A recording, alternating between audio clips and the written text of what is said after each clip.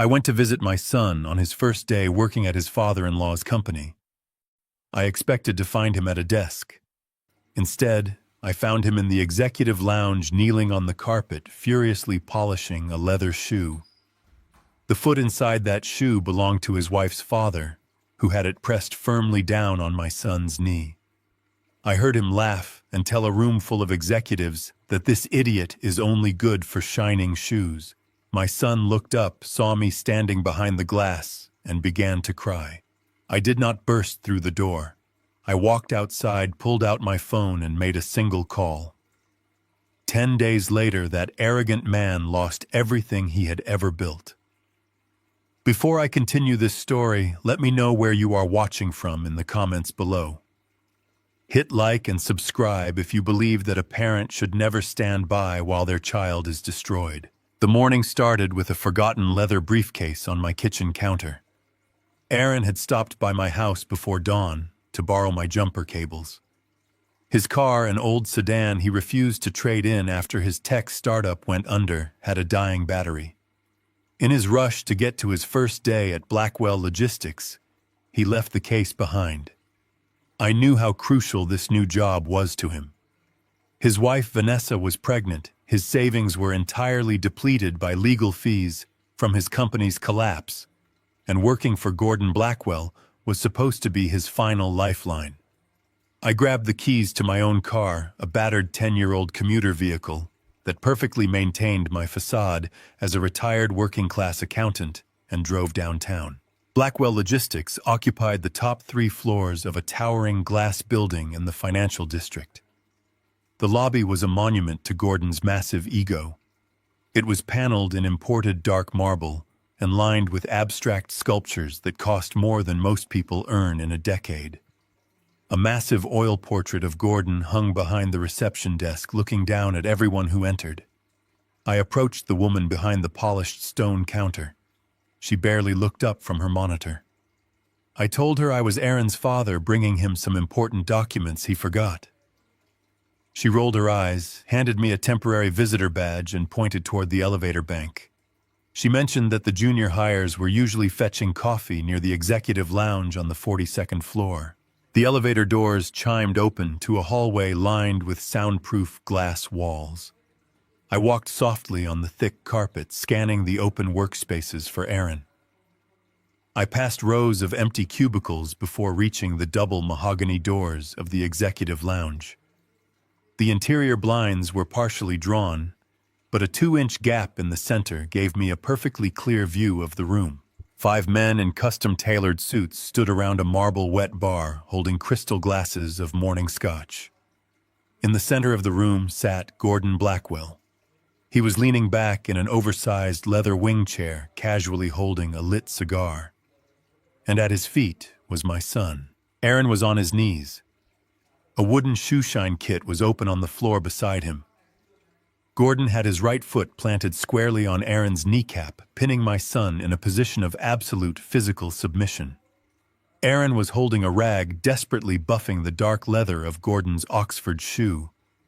I could see from the hallway that Aaron's hands were shaking violently. Gordon took a slow drag from his cigar and blew the thick gray smoke directly over Aaron's head. He looked at his vice presidents and smiled a cold, predatory smile. Gordon told them that when a man ruins a perfectly good software startup, he has to learn the basics of manual labor all over again.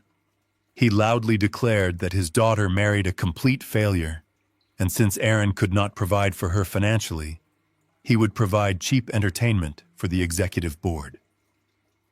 Gordon pressed his heavy heel harder into my son's leg, forcing Aaron to wince.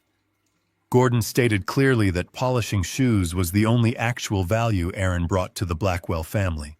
The executives in the room erupted into vicious laughter. One of them actually reached into his suit jacket, took out his phone, and started recording the humiliation on camera. At that exact moment, Aaron shifted his weight to relieve the pressure on his knee. He turned his head toward the hallway and locked eyes with me through the gap in the blinds. I saw the absolute devastation in his expression. His shoulders slumped completely. A single tear broke loose, sliding down his face and dropping onto the carpet. He was a brilliant engineer who simply had a string of bad luck with supply chain delays, yet he was being treated like a feral dog by the man who was supposed to be his family. Every instinct I possessed screamed at me to kick those glass doors off their hinges. I wanted to grab Gordon by his expensive collar and throw him through the panoramic window, but yelling is for the powerless. Violence is the panicked resort of men who have no other leverage. I am not a powerless man. Gordon assumed I was just a broke retiree living on a modest state pension. He did not know that for 30 years I worked as a ruthless corporate bankruptcy liquidator. I bought dying companies, dismantled them piece by piece, fired their corrupt boards, and sold the scraps to the highest bidder. When I sold my own restructuring firm 10 years ago for $80 million, I quietly buried the capital in blind trusts and offshore holding accounts. I chose to live simply in the suburbs because I had seen firsthand what flash and arrogance did to men like Gordon. I maintained eye contact with Aaron for 2 agonizing seconds. I gave him a single imperceptible nod. It was a silent promise that I saw everything and that it was going to be handled. I turned around, briefcase still in hand, and walked back to the elevator. I did not knock on the glass. I did not make a single sound. I exited the building and stepped into the cold morning air of the corporate parking lot. I walked past Gordon's reserved parking space where his $250,000 imported sports car sat gleaming in the sun. I walked to my beat-up sedan, unlocked the trunk, and pulled out a heavy encrypted satellite phone hidden beneath the spare tire. I had not turned this device on in 6 years. It took 30 seconds to find a secure signal. I dialed an international number. Warren answered on the first ring. Warren was the managing director of Apex Capital, a phantom private equity firm I fully controlled from the shadows. He did not say hello. He knew I only used this line for emergencies. He waited for my instruction. I looked up at the 42nd floor of the glass tower looming above me. I told Warren to initiate a full aggressive forensic sweep on Gordon Blackwell and his logistics company immediately. I did not want to buy Gordon's stock. I did not want to compete with him in the market. I told Warren I wanted his debt. I wanted to quietly purchase and own every single dollar that arrogant man owed to the world. I hung up the phone, tossed the device into the trunk, and slammed it shut. The silent adjustment had begun. The invitation to dinner at the estate was not a gesture of family unity. It was a summons. I pulled my battered sedan through the towering wrought iron gates of the property. Exactly at 7 o'clock. The tires crunched over the pristine white gravel of the circular driveway. The house was a sprawling colonial mansion that looked more like a museum than a home. It was designed to intimidate. As I parked my 10-year-old car next to Gordon Blackwell's imported luxury SUV, I knew this was not going to be a peaceful evening. The air already felt heavy with unstated demands. Vanessa met me at the front door. She did not offer a hug or a warm greeting. She simply looked at my worn leather shoes, gave a tight, artificial smile, and told me not to track dirt onto the marble foyer. She led me into the formal dining room. The table was vast, made of polished mahogany, set with crystal glasses and heavy silver cutlery. Gordon was already seated at the head of the table, swirling a glass of dark red wine. He looked entirely too comfortable. He looked like a king waiting to collect his taxes. Aaron sat halfway down the table, staring blankly at his empty plate. He looked utterly hollowed out. The vibrant, ambitious young man, who had once built his own software company, was gone. In his place was a shell of a person, his shoulders slumped, his eyes refusing to meet mine. The events of the morning had broken something deep inside him, and Gordon was clearly thriving on that brokenness. I took the seat opposite Vanessa. The private chef brought out plates of roasted duck and asparagus, but the food tasted like ash. I ate in silence, waiting for the trap to spring. I did not have to wait long. Gordon took a long sip of his wine, wiped his mouth with a linen napkin, and leaned forward. He started by attacking my arrival. He chuckled a deep, condescending sound and told me he was surprised my ancient car had even made it up the hill. He suggested that my measly pension must be stretched pretty thin these days. He asked if I needed him to have his mechanic look at the engine, offering it as a favor, but delivering it as an insult. I did not take the bait. I kept my face entirely neutral. I cut a piece of my dinner, chewed it slowly, and told him the car runs perfectly fine for a man who knows exactly where he is going. Vanessa cleared her throat, realizing her father's subtle mockery was not getting a reaction from me. She decided it was time to drop the pretense. She reached beneath her chair and produced a thick, professionally bound leather folder. She slid it across the smooth surface of the mahogany table until it stopped directly in front of my plate. I looked down at the folder, then up at her. Vanessa folded her hands neatly on the table. She spoke in a practiced, overly sweet tone. She told me that Aaron's previous business failure had put a massive strain on their marriage and on her father's willingness to employ him. She claimed that Aaron lacked the basic financial acumen required to hold a management position at Blackwell Logistics. According to her, his incompetence was a liability. To fix this, she explained, Aaron needed to prove his absolute commitment to the company. He needed to establish a financial buffer to cover any potential losses his department might incur under his leadership. She tapped a perfectly manicured finger against the leather folder. It was a personal loan application. The principal amount was $100,000. She wanted me to co-sign it. I opened the folder and scanned the first page.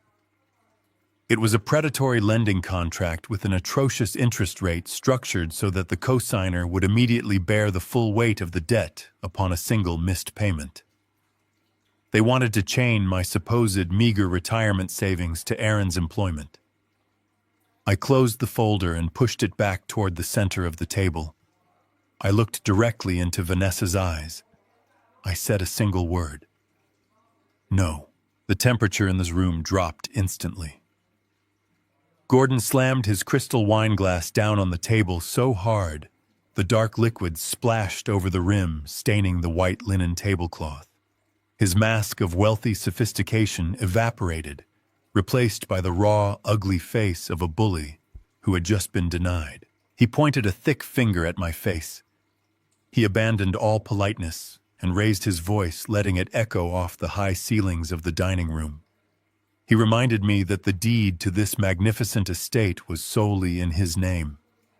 He reminded me that he was the only reason my son had a paycheck, health insurance, and a future.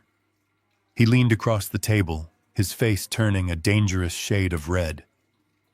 He told me that if I did not pick up a pen and sign that document right now, Aaron would be fired before breakfast. Furthermore, he would legally evict Aaron and Vanessa from the estate by the end of the week. He painted a vivid, cruel picture of my pregnant daughter-in-law and my unemployed son sleeping in a cheap motel because I was too stubborn to part with my pathetic pension. Aaron finally cracked. He reached across the table and grabbed my sleeve. His hands were shaking just as violently as they had been earlier that day.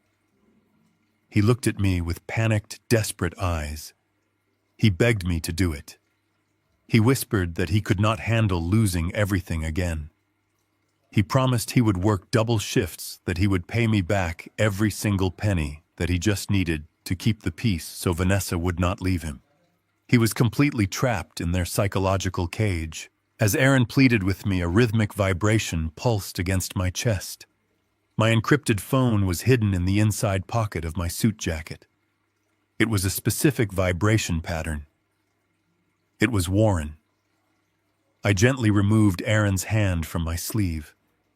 I reached into my jacket, pulled out the heavy device, and placed it on my lap out of their view.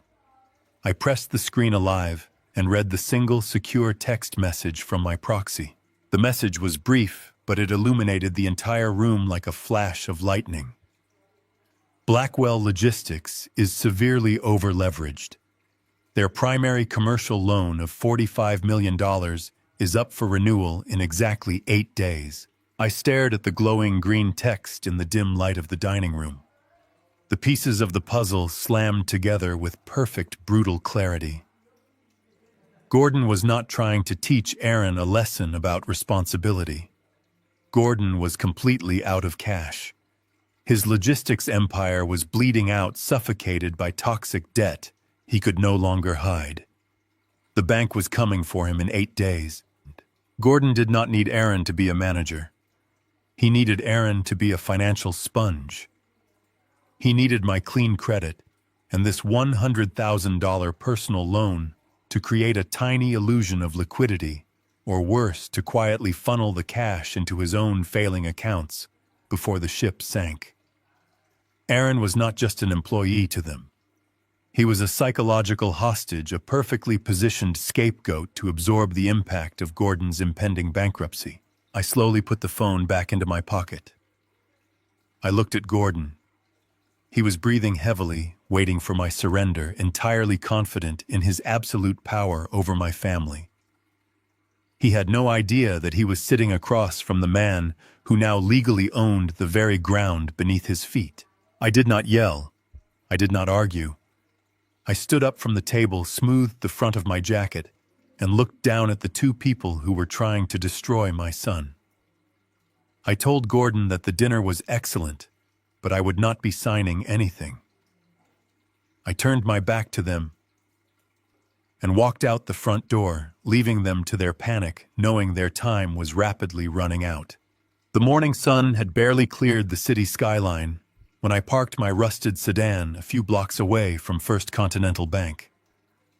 I did not want any valet or security guard noting my license plate. The air was crisp and carried the sharp scent of exhaust and cold concrete.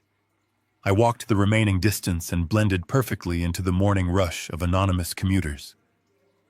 To anyone watching, I was just an aging man in a faded trench coat, perhaps on his way to cash a small pension check.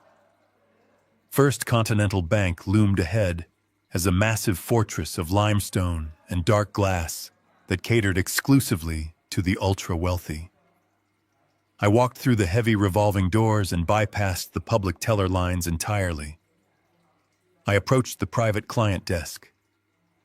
The young man in the tailored suit looked at me with a thinly veiled expression of disdain and clearly wondered how I had wandered into the high net worth lounge. I did not speak.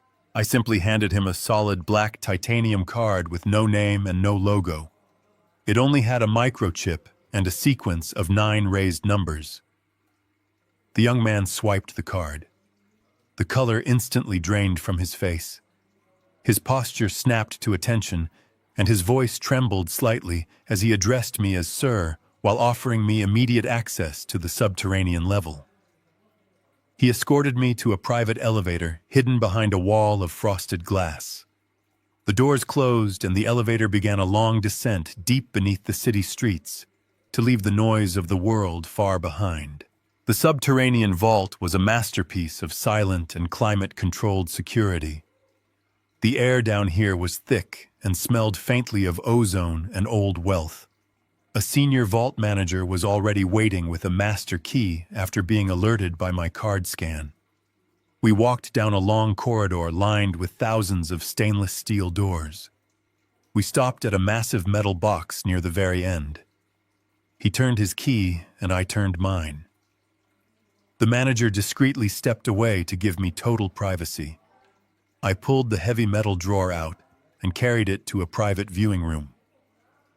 I locked the door behind me and sat down at the solitary oak table under a single bright overhead light.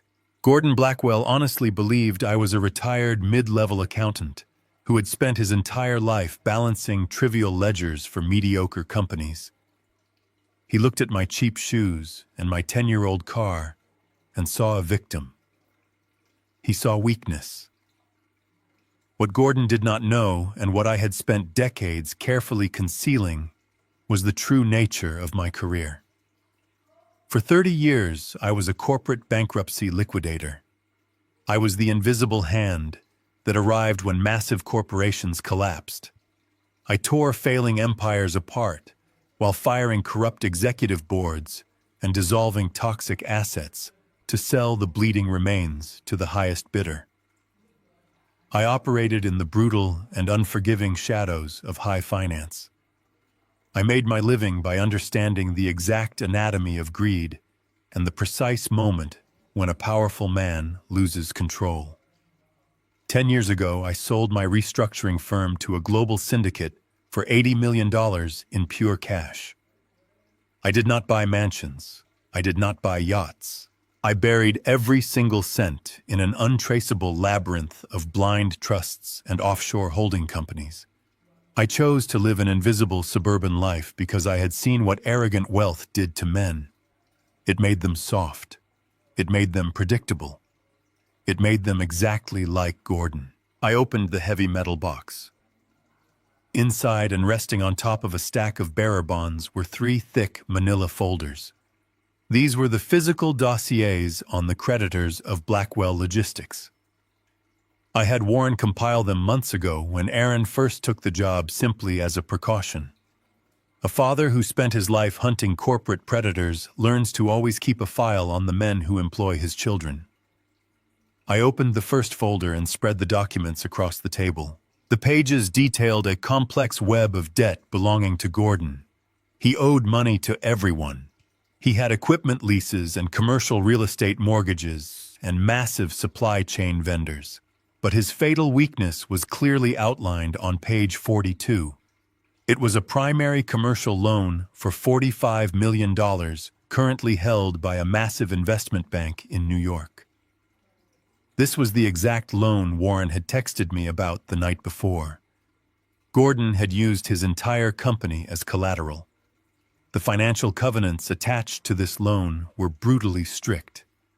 If the holding bank caught even a hint of insolvency, they could call the debt immediately. Gordon had been desperately shuffling money for 6 months just to pay the interest. He was a dead man walking who was pretending to rule a kingdom built on dry rot. I reached into my pocket and took out my encrypted satellite phone. I dialed Warren. The line connected with a soft click. I did not greet him. I told Warren to target the $45 million commercial loan held by the New York bank. I gave him a very specific and aggressive instruction. I told him to execute a premium buyout of the senior debt portfolio belonging to Blackwell. Warren hesitated for a fraction of a second. He reminded me that the debt was toxic, and Gordon was barely making the minimum payments. Buying it at market value was already a massive risk. I corrected him. I told Warren I did not want to buy it at market value. I told him to offer the New York bank 15% above market value to be paid immediately in untraceable cash from our primary blind trust. I explained the strategy clearly. If we offered market value, the risk assessment committee at the bank would drag the process out for weeks. Gordon would find out. He would have time to hide assets or file for protective bankruptcy. But an offer of 15% above market value for a toxic loan was a miracle. It was an offer so absurdly profitable that the bank executives would bypass all standard protocols to close the deal before we changed our minds. They would take the money and sign over the lien by the afternoon, while asking absolutely no questions about the anonymous buyer known only as Apex Capital. Warren understood immediately. He confirmed the wire transfers were ready and hung up to execute the kill shot. I spent the next few hours sitting in the silent vault while reading every single line of the financial history of Gordon. I memorized his weaknesses and his hidden accounts, along with the exact names of the shell companies he used to hide money from his own daughter. I waited patiently in the quiet and cool air of the underground room. I did not feel anger anymore. Anger is a chaotic emotion. I felt absolute and surgical clarity. At exactly 2 in the afternoon, the encrypted phone vibrated against the oak table. It was a single text message from Warren. The transfer was complete. The massive New York bank had eagerly taken our inflated cash offer. The legal title to the $45 million debt had been officially transferred to Apex Capital. I locked the empty folders back inside the metal box and pushed it back into the wall before taking the private elevator up to the surface. As I walked out into the bright afternoon sun, my shadow stretched long across the concrete. I took a deep breath of the city air. The transaction was final. Gordon Blackwell believed he was the master of his universe who could terrorize my son to feed his own fragile ego. But as of 2 p.m. today, Apex Capital legally owned every single cent Gordon owed to the world. He was completely broke and entirely surrounded. He was now my financial property. He just did not know it yet. The grand ballroom of the hotel was bathed in the warm glow of crystal chandeliers. Gordon Blackwell had rented the entire floor for his annual corporate mixer. It was a massive display of wealth designed to impress 300 of the most powerful industry elites in the city. Waiters in crisp white tuxedos circulated through the crowd, carrying silver trays of champagne and imported caviar. A live string quartet played softly in the corner. Every single detail of the evening was meticulously orchestrated to project an image of absolute financial invincibility. I stood near the back of the room near the heavy velvet curtains wearing my cheap suit, holding a glass of sparkling water. I was entirely invisible to the billionaires and politicians rubbing elbows around me. They looked at Gordon and saw a titan of industry. I looked at Gordon and saw a man dancing on the edge of a cliff that I now completely owned. Vanessa was holding court near the center ice sculpture. She wore a designer silk dress that draped perfectly over her slight baby bump. She was surrounded by a circle of wealthy socialites, laughing loudly and tossing her hair. She held a crystal flute of champagne in one hand and completely ignored her husband. Aaron was standing near the edge of the room looking incredibly uncomfortable in a stiff suit that Gordon had forced him to wear. Aaron kept shifting his weight from foot to foot, watching his wife socialize with women who had openly mocked his software company going bankrupt. He looked like a man walking to his own execution. He had absolutely no idea that the real executioner was standing by the curtains sipping water. The string quartet abruptly stopped playing. The low hum of conversation faded as the main stage lights flared to life. Gordon walked up the carpeted steps to the center of the stage holding a wireless microphone. He beamed at the crowd, soaking in their applause. He adjusted his expensive silk tie and welcomed his distinguished guests. He spoke about the incredible growth of his logistics empire and the importance of family values in corporate leadership. He then announced that he had a very special piece of business to conduct tonight. He looked directly across the massive ballroom and locked his eyes on my son. Gordon asked Aaron to come up to the stage. He announced into the microphone that he was incredibly proud to officially welcome his son-in-law into the executive family. He claimed he was giving Aaron a massive promotion tonight. The crowd politely applauded. Aaron looked terrified. He glanced at Vanessa, but she just smiled a cold, tight smile and gestured for him to go up. Aaron slowly walked through the parted crowd and climbed the stairs to the stage. He stood awkwardly next to Gordon, facing 300 of the wealthiest people in the state. Gordon threw a heavy arm around Aaron. He told the audience that he believed every great leader needs to start from the absolute bottom to learn the true value of hard work. He said that since Aaron had recently shown such a unique talent for cleaning up messes, he was creating a brand new executive role just for him. Gordon turned to Aaron and loudly promoted him to the position of head of janitorial sanitation. The ballroom fell completely silent for a fraction of a second. Then Gordon reached behind the podium and pulled out a long object wrapped in velvet. He pulled the fabric away to reveal a customized heavy toilet brush that had been entirely plated in solid gold. He shoved the gold toilet brush into the hands of my son. Gordon laughed into the microphone and told Aaron not to forget the corners of the executive bathrooms. The cruelty was so theatrical and so unexpected that the crowd did not know how to react at first. But then Vanessa laughed. Her high-pitched mocking laugh cut through the quiet ballroom. Her friends joined in. Within seconds, a wave of cruel chuckles rippled through the industry elites. They realized it was a public hazing, and they eagerly participated to appease the powerful Gordon Blackwell. Aaron stood frozen in the harsh stage lights, holding a gold-plated toilet brush, while 300 people laughed at his utter humiliation. I saw Aaron stop breathing. His face turned the color of ash. He looked out at his wife, who was raising her champagne glass in a mocking toast to him. The sheer weight of the betrayal finally snapped something inside of him. Aaron dropped his gaze to the floor. He turned his body to walk off the stage. He was finally ready to leave the company and the toxic marriage behind. But Gordon was not finished playing with his food. As Aaron took his first step toward the stairs, Gordon reached out and grabbed his shoulder. His grip was viciously tight. Gordon pulled Aaron close so his mouth was right next to my son's ear. He pulled the microphone away, but I did not need to hear the words to know exactly what he was doing. I had spent my career studying the body language of predators. Gordon leaned in and whispered his threat. He told Aaron that if he walked off this stage right now, Vanessa would file for divorce tomorrow morning. He told Aaron that with his team of high-priced lawyers, she would take absolute and full custody of their unborn child. Gordon promised Aaron that he would ensure my son never saw his own baby for the rest of his life.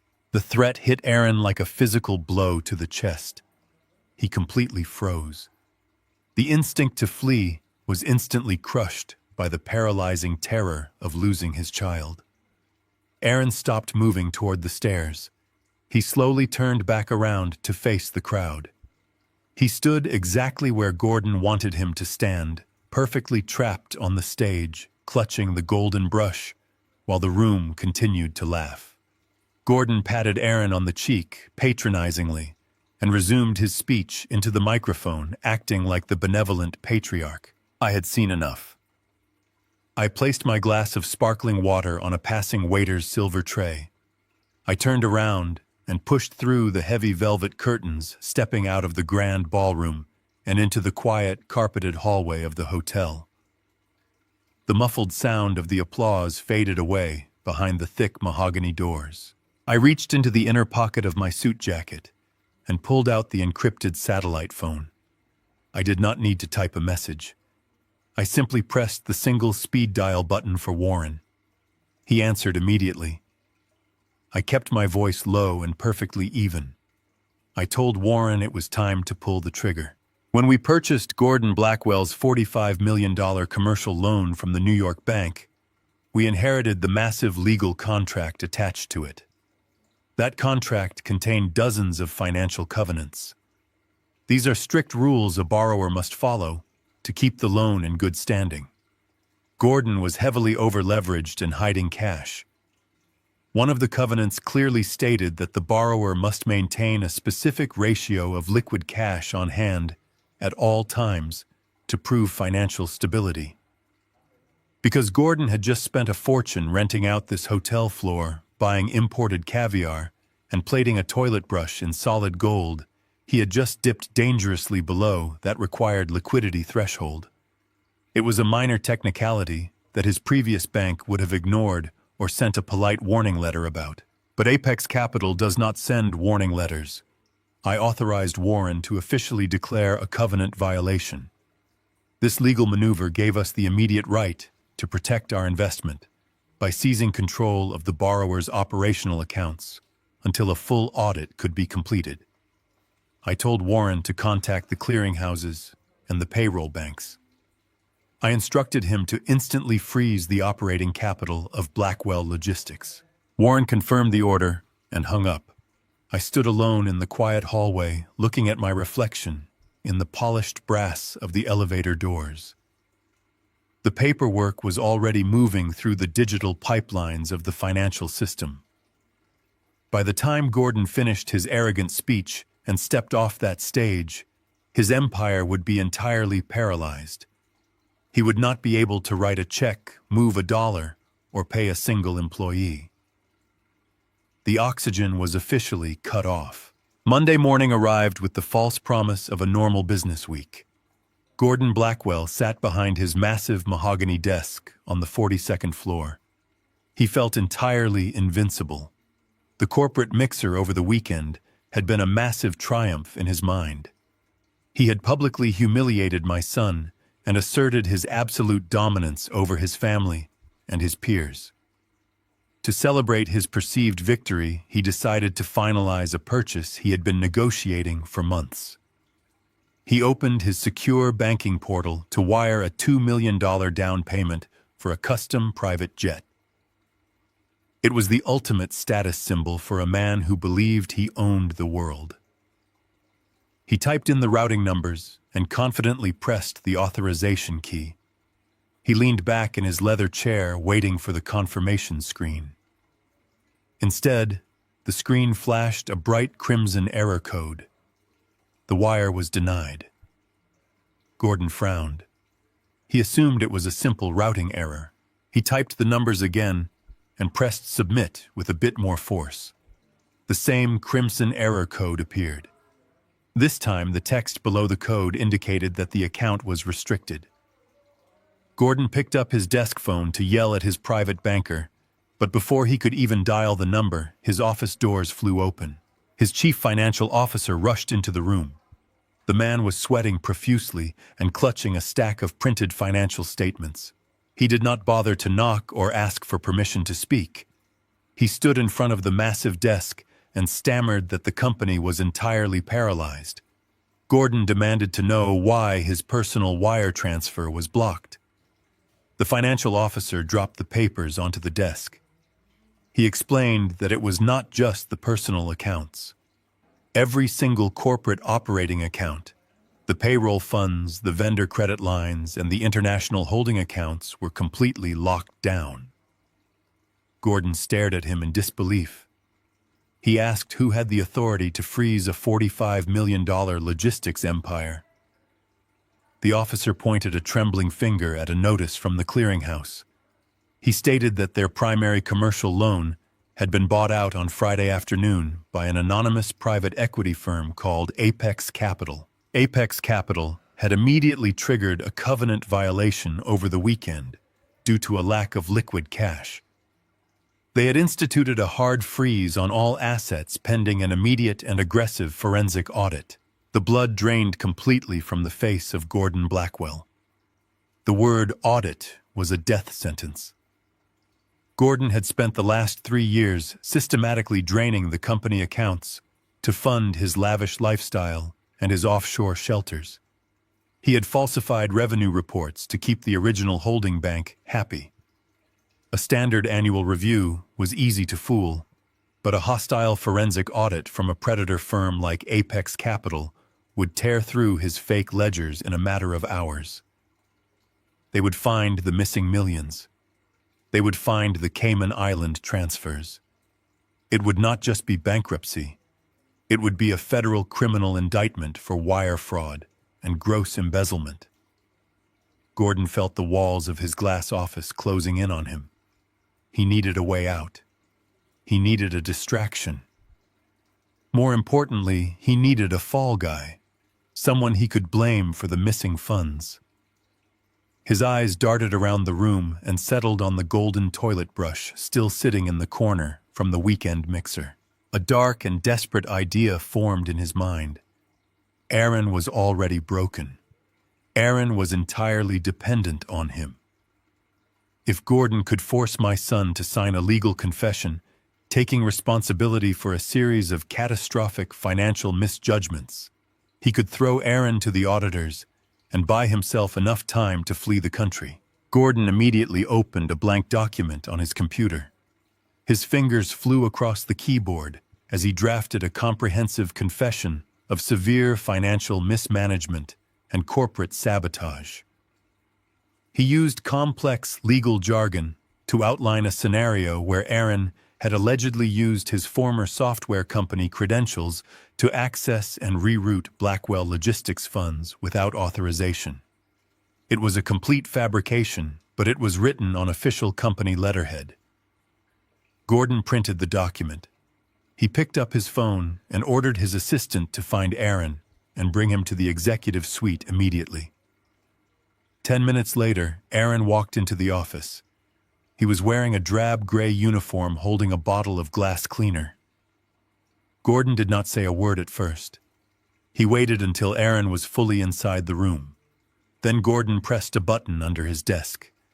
A heavy magnetic lock engaged on the office door, sealing them inside. Aaron looked back at the door, hearing the heavy click. He turned back to Gordon with a look of deep confusion and rising fear. Gordon stood up and walked around the desk.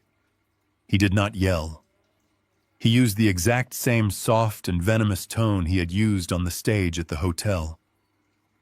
He placed the printed confession on the glass coffee table and set a silver pen next to it. He told Aaron that the company was facing a minor regulatory hurdle, and he needed Aaron to sign a standard compliance form to protect Vanessa and the unborn baby.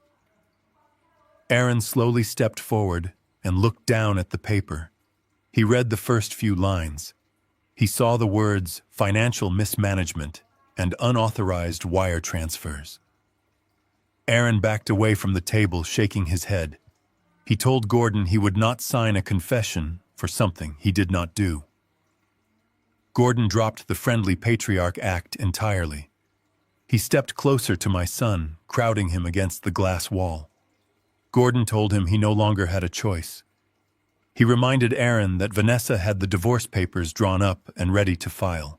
He threatened to have Aaron thrown out onto the street with nothing but the clothes on his back and a permanent restraining order preventing him from ever seeing his child. Gordon picked up the silver pen and held it out. He demanded that Aaron take the pen and sign his life away to save Gordon. Aaron looked at the pen as if it were a venomous snake. His chest heaved with quiet sobs. He slowly reached his trembling hand out to take the pen. He was fully prepared to sacrifice his own freedom and his own future just to keep the illusion of his family intact. He believed he had no protectors left in the world. But Aaron never touched the silver metal. Before his fingers could brush the pen, a deafening mechanical crash echoed through the room. The thick glass walls of the executive office violently shook in their metal frames. Gordon jumped back, dropping the pen onto the carpet. Another massive impact struck the heavy door. The magnetic lock groaned under immense pressure. Then came the third strike. The electronic keypad on the outside of the door exploded into a shower of sparks and shattered plastic. The heavy wood and glass door swung open and slammed against the interior wall. I stood in the doorway, lowering a heavy red steel fire extinguisher from my shoulder. The entire floor of executives had stopped working and were staring in absolute silence. I dropped the fire extinguisher onto the plush carpet. I smoothed the lapels of my cheap suit and walked into the office to take my son back. The immediate aftermath of shattering the lock hung heavy in the room. I stepped over the ruined plastic casing and the exposed wires of the door mechanism. The air in the executive office smelled sharply of burnt electronics mixed with the stale scent of Gordon Blackwell's expensive cologne. Aaron was still frozen by the coffee table, with his hand trembling as it reached for the silver pen. I did not look at Gordon. I kept my eyes entirely focused on my son. I walked past Aaron and picked up the heavy silver pen from the glass surface. I dropped it onto the carpet and let it roll away into the corner. Then I picked up the printed document. I held the crisp white paper in both hands. I ripped it cleanly down the middle. I stacked the two halves and ripped them again. I continued tearing the forged confession until the fabricated lies were nothing more than a pile of useless paper confetti. I opened my hands and let the pieces flutter down onto the glass table. Aaron let out a long, shuddering breath and took a massive step back. The immediate threat of signing his life away was gone, but the terror in his eyes remained. He looked at me as if I were a ghost who had just walked through a solid wall to save him. I placed my hand firmly on his shoulder to ground him. I told him in a quiet voice that he was never going to sign a document for this man ever again. Gordon finally recovered from the sheer shock of the intrusion. His face turned a dark, mottled shade of purple. The veins in his neck stood out sharply against his tailored collar. He had spent his entire adult life surrounded by people who bowed to his every whim and laughed at his cruel jokes. The sight of a man he considered a pathetic pensioner shattering his locked door and destroying his legal document completely broke his mind. Gordon lunged behind his massive mahogany desk.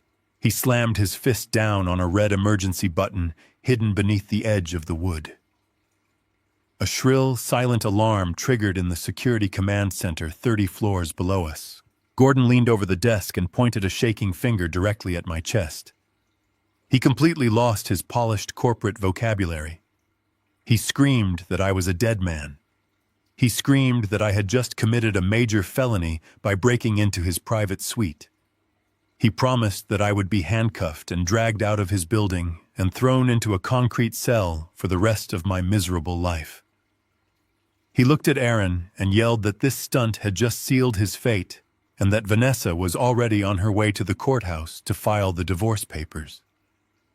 Gordon paced behind his desk like a trapped animal desperately trying to regain control of a situation that was rapidly spiraling away from him. I stood perfectly still in the center of the office. I did not raise my voice.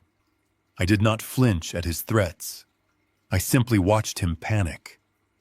I knew that a man who resorts to screaming has already lost the war. I kept my hand on Aaron's shoulder while Gordon continued to rave. I told Gordon that he was wasting his breath and that he should probably sit down before his heart gave out. That simple instruction only enraged him further. Heavy footsteps echoed down the carpeted hallway. 2 large security guards burst through the broken doorway. They were heavily built men wearing tactical belts and dark uniforms. They stepped into the office and took in the chaotic scene. They saw the shattered keypad and the torn paper and the red-faced chief executive officer screaming from behind his desk. Gordon did not hesitate. He pointed directly at me. He ordered the guards to grab me by my arms and throw me out of the building. He specifically instructed them not to use the elevator. He told them to drag me down the 42 flights of concrete stairs and throw me through the front glass doors of the lobby. He yelled that if I resisted, they had his full authorization to use whatever physical force was necessary to break my bones. He wanted a violent and public spectacle to reestablish his absolute authority in front of his entire executive floor. The second guard immediately reached for his heavy baton. He took an aggressive step toward me. I did not brace for an impact. I did not raise my hands to defend myself. I simply looked at the lead guard. He was an older man with graying hair at his temples. He had his hand resting near his radio. Before the second guard could close the distance, the lead guard suddenly stopped moving. He pressed his index finger against the earpiece in his right ear. His eyes widened slightly. He listened to a voice speaking on a secure channel. The command center was relaying an urgent message directly to him. The lead guard reached out and grabbed his partner's shoulder. He told the younger guard to stand down immediately. Gordon slammed his hands flat on the desktop. He demanded to know what was going on. He screamed at the lead guard to follow his direct orders and remove the trespasser. Gordon reminded them that he signed their paychecks and that he would fire both of them on the spot if they did not put me in handcuffs right that second.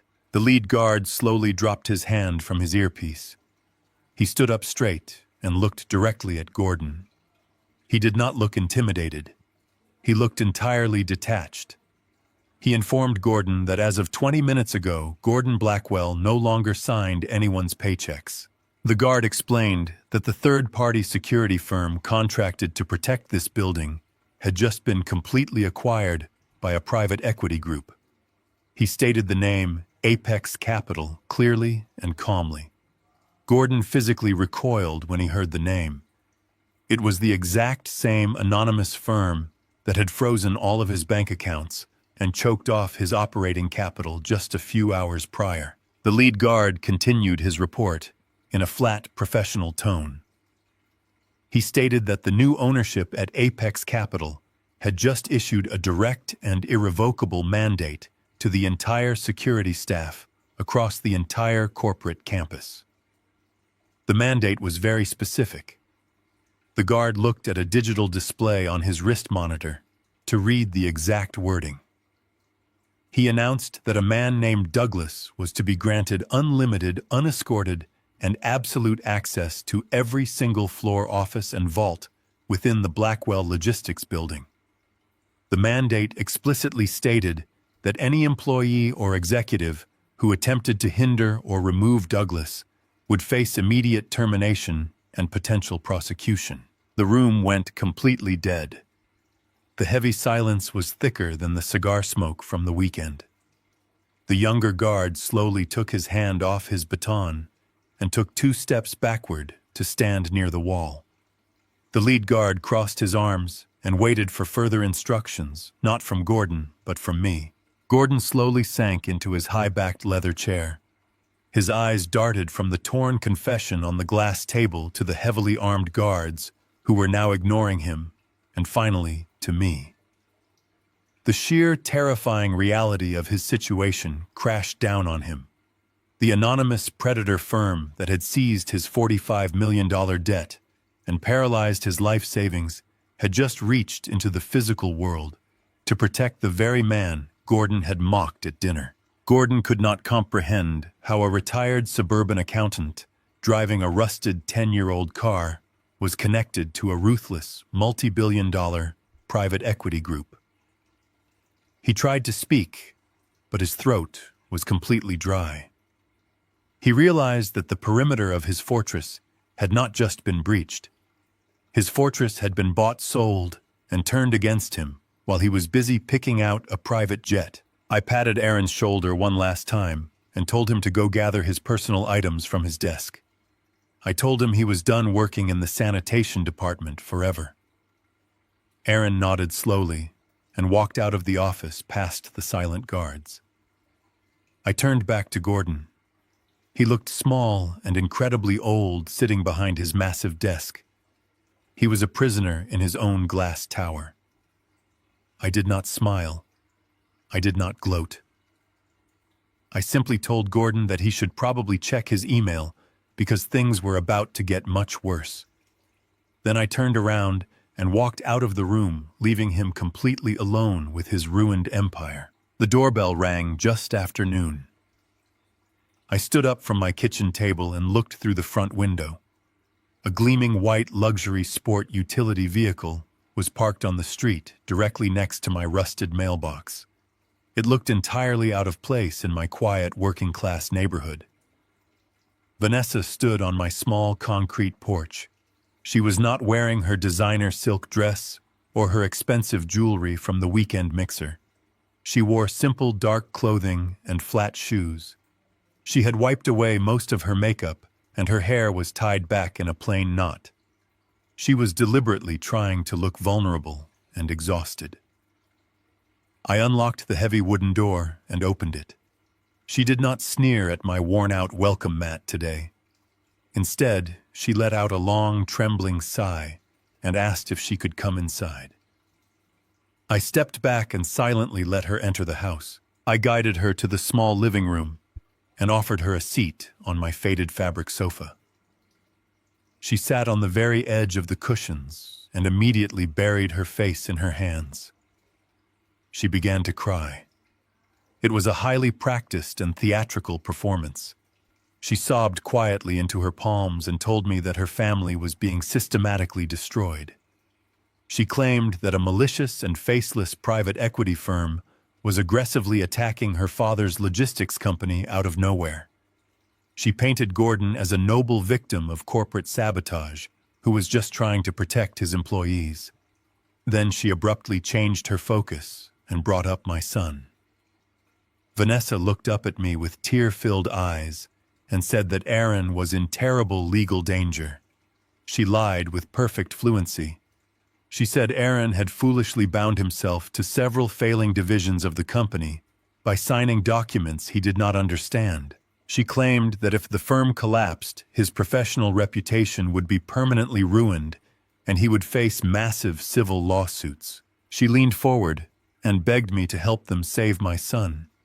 She asked me to liquidate my entire retirement pension and cash out the equity in my small suburban house. She claimed they needed exactly $300,000 in immediate liquid cash to buy out Aaron's executive shares. She promised this would sever his legal ties to the sinking ship before the corporate auditors arrived to lock the doors. She promised that once the dust settled, she and Aaron would pay me back every single penny with interest. I listened to her entire desperate speech without interrupting once. I did not offer her a tissue. I did not offer words of comfort. I simply reached into the pocket of my knitted cardigan and pulled out a small black digital voice recorder. I pressed the record button and placed it gently on the wooden coffee table directly between us. A small red light blinked steadily. Vanessa paused and stared at the device. She frowned and asked what I was doing. I kept my voice incredibly soft and harmless. I told her that my memory was not what it used to be, and I needed to record the complex financial details she was explaining so I could discuss them with my local bank manager before I withdrew my life savings. Her overwhelming greed completely blinded her caution. She honestly believed I was just a frightened and senile old man who was finally bending to her will. She believed the $300,000 was already hers. She nodded slowly and wiped her fake tears away. That was her absolute fatal mistake. I leaned forward, resting my elbows on my knees. I began to ask questions. I did not ask about Aaron's feelings or their marriage. I asked about the corporate debt structure. I asked why a buyout of junior equity required a cash wire transfer to a personal account instead of a standard stock transfer through the company ledger. I asked how a sudden injection of my pension funds would clear Aaron's liability if the primary commercial loan had already triggered a strict covenant violation that morning. Vanessa blinked in total confusion. She had prepared an emotional script to manipulate a grieving father, but she was completely unprepared for the surgical interrogation of a veteran bankruptcy liquidator. She tried to use generic corporate buzzwords to deflect my questions, but I cut her off immediately. I pressed harder and faster. I asked her exactly where the missing $45 million in operating capital had gone if the company was supposedly generating the massive revenue Gordon had claimed on stage. I asked why the vendor credit lines were completely empty. Vanessa began to sweat. Her carefully constructed facade of the weeping wife cracked under the relentless and suffocating pressure of my financial audit. She raised her voice and told me I did not understand how high-level corporate business worked. I stayed completely calm and told her I understood perfectly well that millions of dollars do not just vanish into thin air without a signature. In her desperate attempt to prove she was smarter than me and to regain control of the conversation, she finally snapped. The sheer arrogance she inherited from her father took over. She leaned over the coffee table and told me to stop asking stupid questions about ledgers I could not comprehend. She angrily confessed that the logistics business was already entirely dead. She admitted without hesitation that her father had been intentionally moving millions of dollars in liquid cash to private offshore holding accounts in the Cayman Islands for the last 6 months. She proudly stated that they were securing their generational wealth while the company sank under the weight of its own toxic debt. Then she delivered the final devastating piece of evidence. She sneered at me and told me that my son was nothing more than a convenient idiot.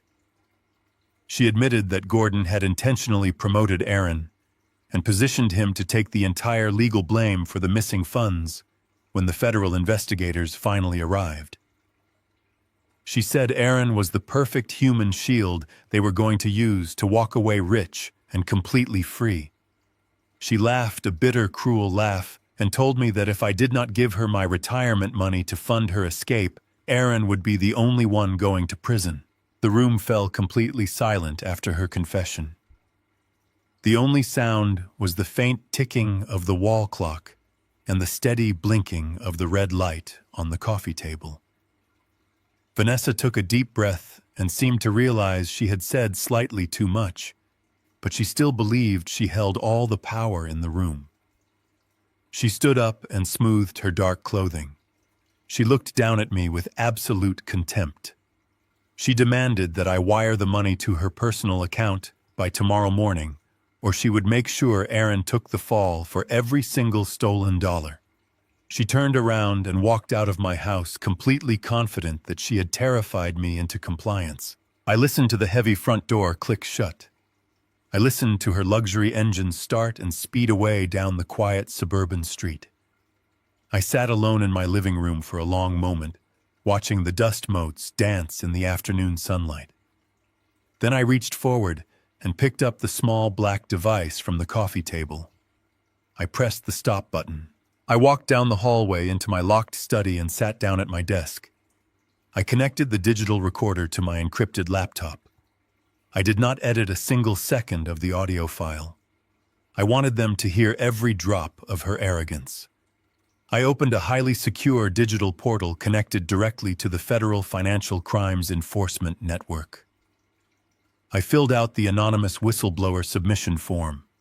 I attached the audio file containing Vanessa's full and uncoerced confession of offshore embezzlement, wire fraud, and premeditated corporate sabotage. I pressed send and watched the upload bar turn solid green. The trap I had built for Gordon Blackwell was no longer just a financial liquidation. It was now a federal criminal investigation. Gordon sat in the darkest corner of the exclusive Oakwood Country Club lounge. He had fled his corporate office immediately after my newly acquired security guards refused his screaming orders. He ordered a double measure of expensive scotch from a passing waiter and opened his silver laptop on the small mahogany table. He felt a desperate need to reclaim his power. Surrounded by plush leather chairs and wealthy peers, he believed he still possessed his ultimate safety net. He believed he could still win. For the past 6 months, he had been secretly funneling stolen company funds into a highly secure, private offshore account in the Cayman Islands. It was his escape fund.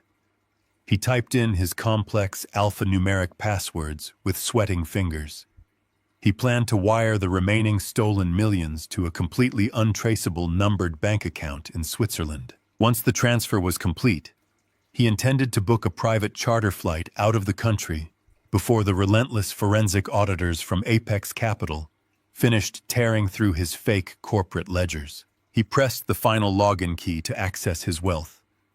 The banking portal loading screen appeared with its familiar blue logo. Gordon took a sip of his scotch and waited for the dashboard to display his massive account balance. But the screen did not load his money. Instead, the display abruptly flashed bright white and then went completely black. A harsh red seal appeared directly in the center of the dark monitor. It was the official emblem of the United States Department of Justice. Bold white letters beneath the seal declared that the account and all associated international assets had been formally seized by the Federal Financial Crimes Enforcement Network, pending a criminal investigation into wire fraud. Gordon knocked his heavy crystal glass over in pure shock. The amber liquid spilled across the polished mahogany table and dripped onto his expensive trousers. He stared at the red federal seal in absolute horror.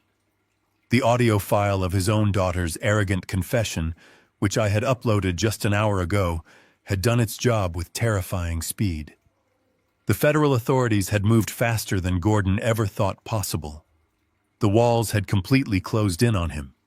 He was completely trapped in the country club. He had no private jet waiting on a runway. He had no hidden offshore fortune to fund his escape.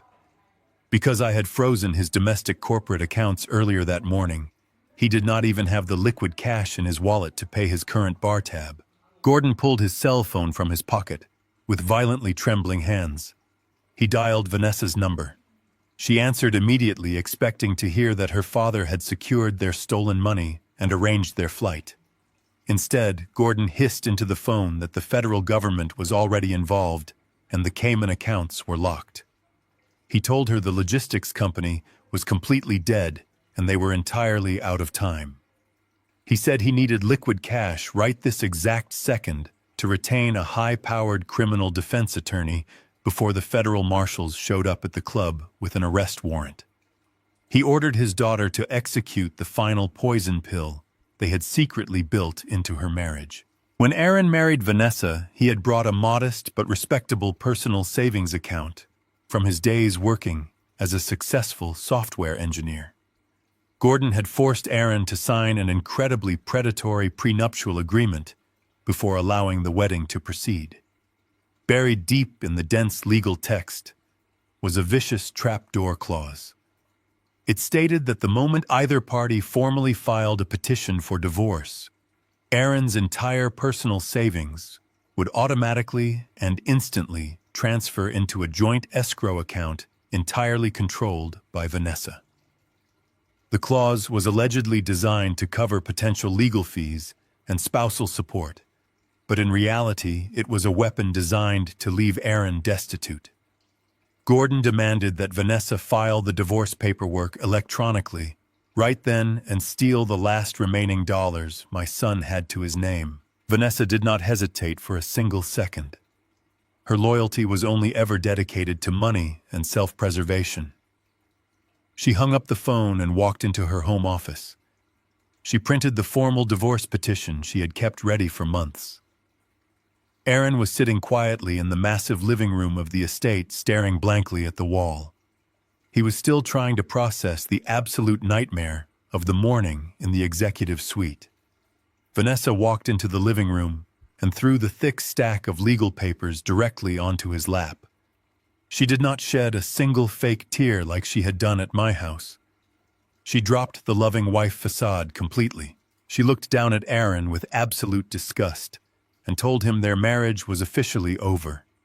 She proudly informed him that by serving him these printed papers, she had just triggered the clause in their agreement.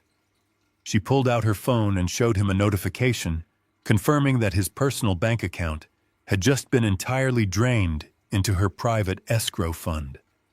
Aaron opened the documents and saw the transfer clause highlighted in bright yellow ink. The sheer cruelty of the betrayal washed over him. He realized that every single moment of their relationship had been nothing more than a calculated financial transaction to her family. Vanessa crossed her arms and ordered him to get out of her house. She told him to leave his house keys on the kitchen counter and walk out the front door with nothing but the clothes he was currently wearing. She wanted him to wander the streets, completely broken and penniless. Aaron stood up slowly.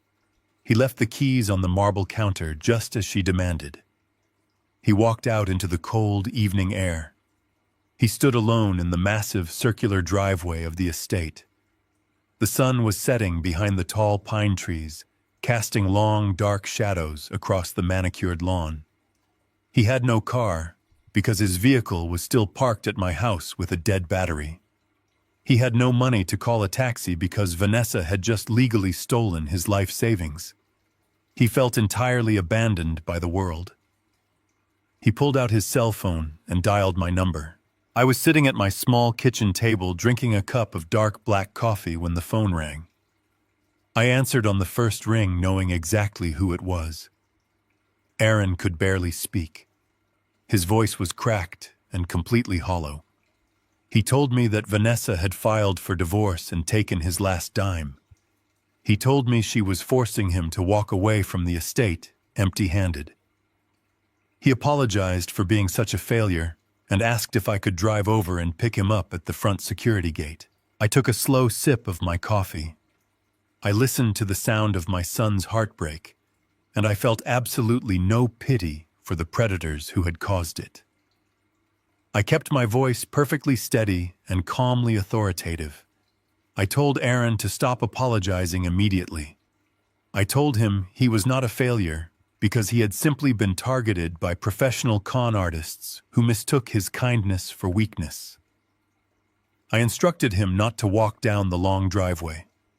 I told him to sit down right there on the front porch of the mansion and wait for me.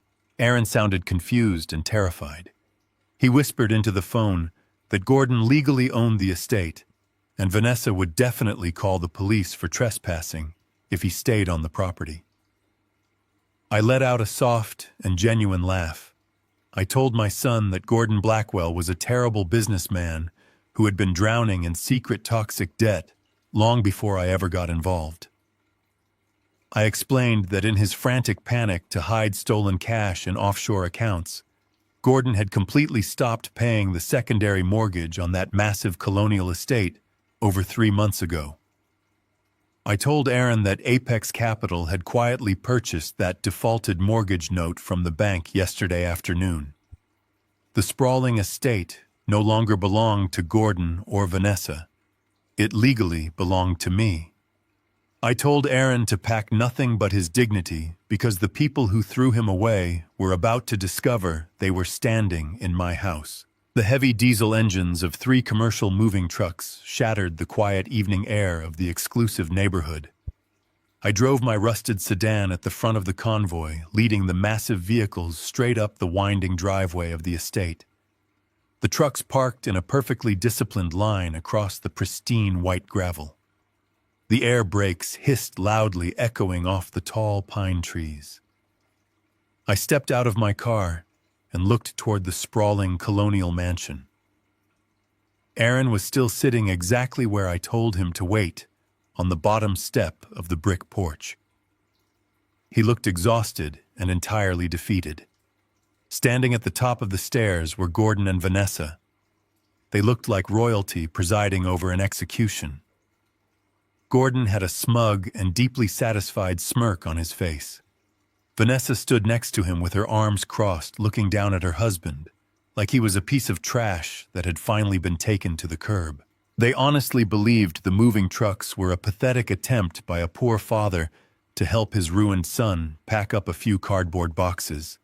They had absolutely no idea that those trucks were loaded with their own destruction. Gordon walked down 2 steps and loudly clapped his hands together. He yelled over the idling engines, telling the moving crew to make sure they did not scratch the mahogany door frames when they carried Aaron's cheap clothes out of the house.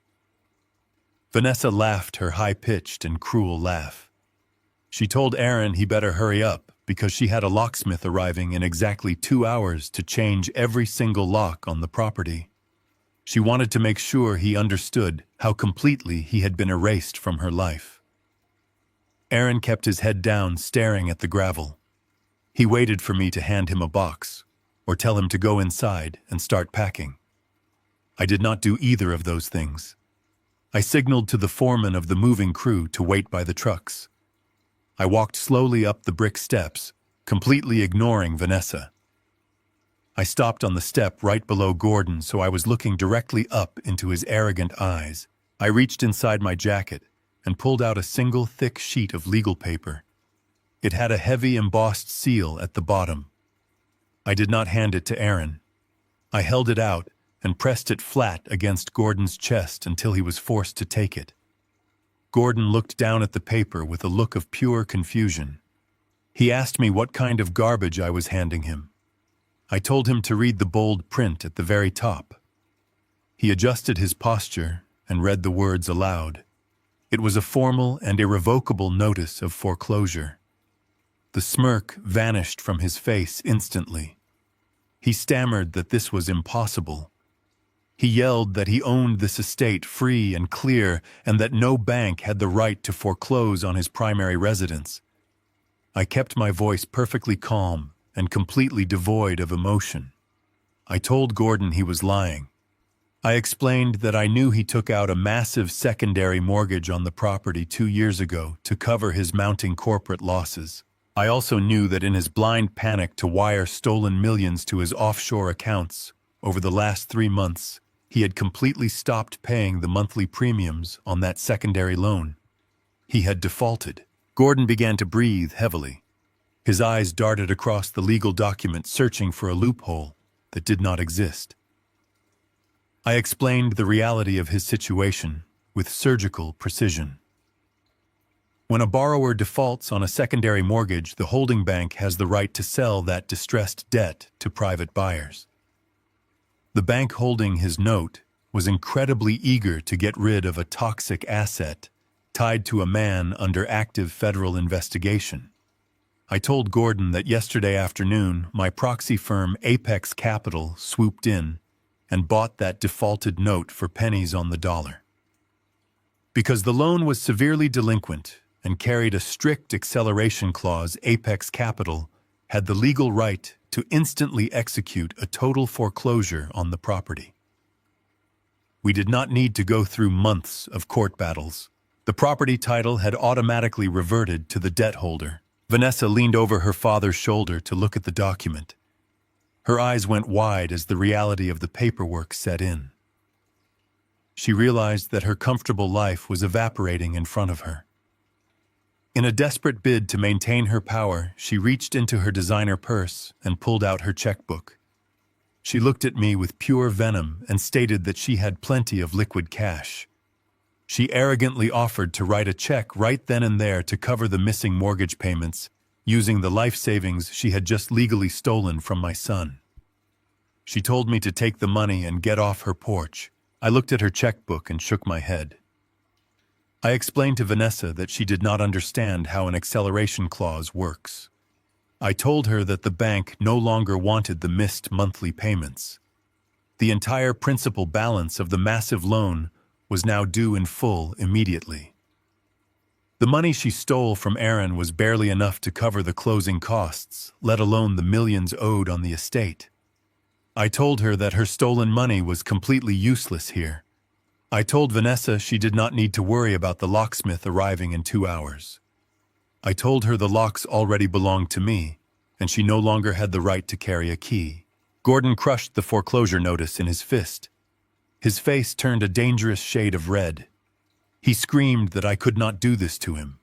He claimed he had tenants' rights and required a standard 30-day notice to vacate the premises. He threatened to call the police and have me arrested for an illegal and hostile eviction. He paced back and forth on the porch, yelling that he was Gordon Blackwell and nobody throws him out onto the street. I did not flinch at his screaming. I simply raised my hand and signaled to the foreman of the moving crew. A dozen burly men wearing heavy work boots stepped forward and marched up the brick stairs. They walked directly past Gordon and Vanessa. They opened the massive front doors and walked right into the mansion. Gordon turned around in an absolute panic and yelled at the crew to get out of his house. I spoke loudly enough for my voice to carry over his shouting and the noise of the trucks. I told Gordon and Vanessa that the moving trucks were not here for Aaron. They were here for them. I explained that under the specific terms of the commercial lien associated with his massive fraud, the property and everything inside it was subject to immediate seizure. I told them my men were going to pack up their expensive clothes and their luxury personal items and dump them on the sidewalk outside the front gate. Gordon stopped pacing. He looked at the dozen men carrying empty boxes into his pristine foyer. He looked back at me with absolute terror. I raised my arm and looked at my watch. I informed Gordon that I had already spoken with the local county sheriff. I told him the police were absolutely not coming to arrest me. The sheriff was arriving in exactly 1 hour with a federal court order to physically enforce the eviction and escort the Blackwell family off my property. I looked Gordon directly in the eyes and told him his hour had officially started.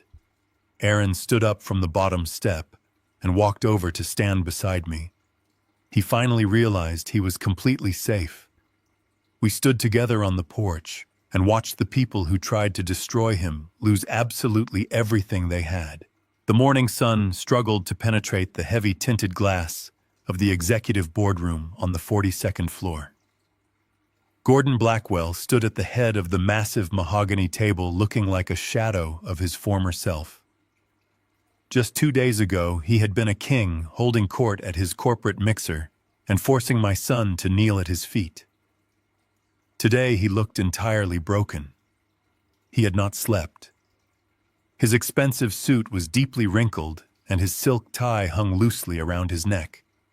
He looked exactly like a man who had spent the night sleeping in his office chair because his sprawling estate had been seized by the very people he tried to destroy.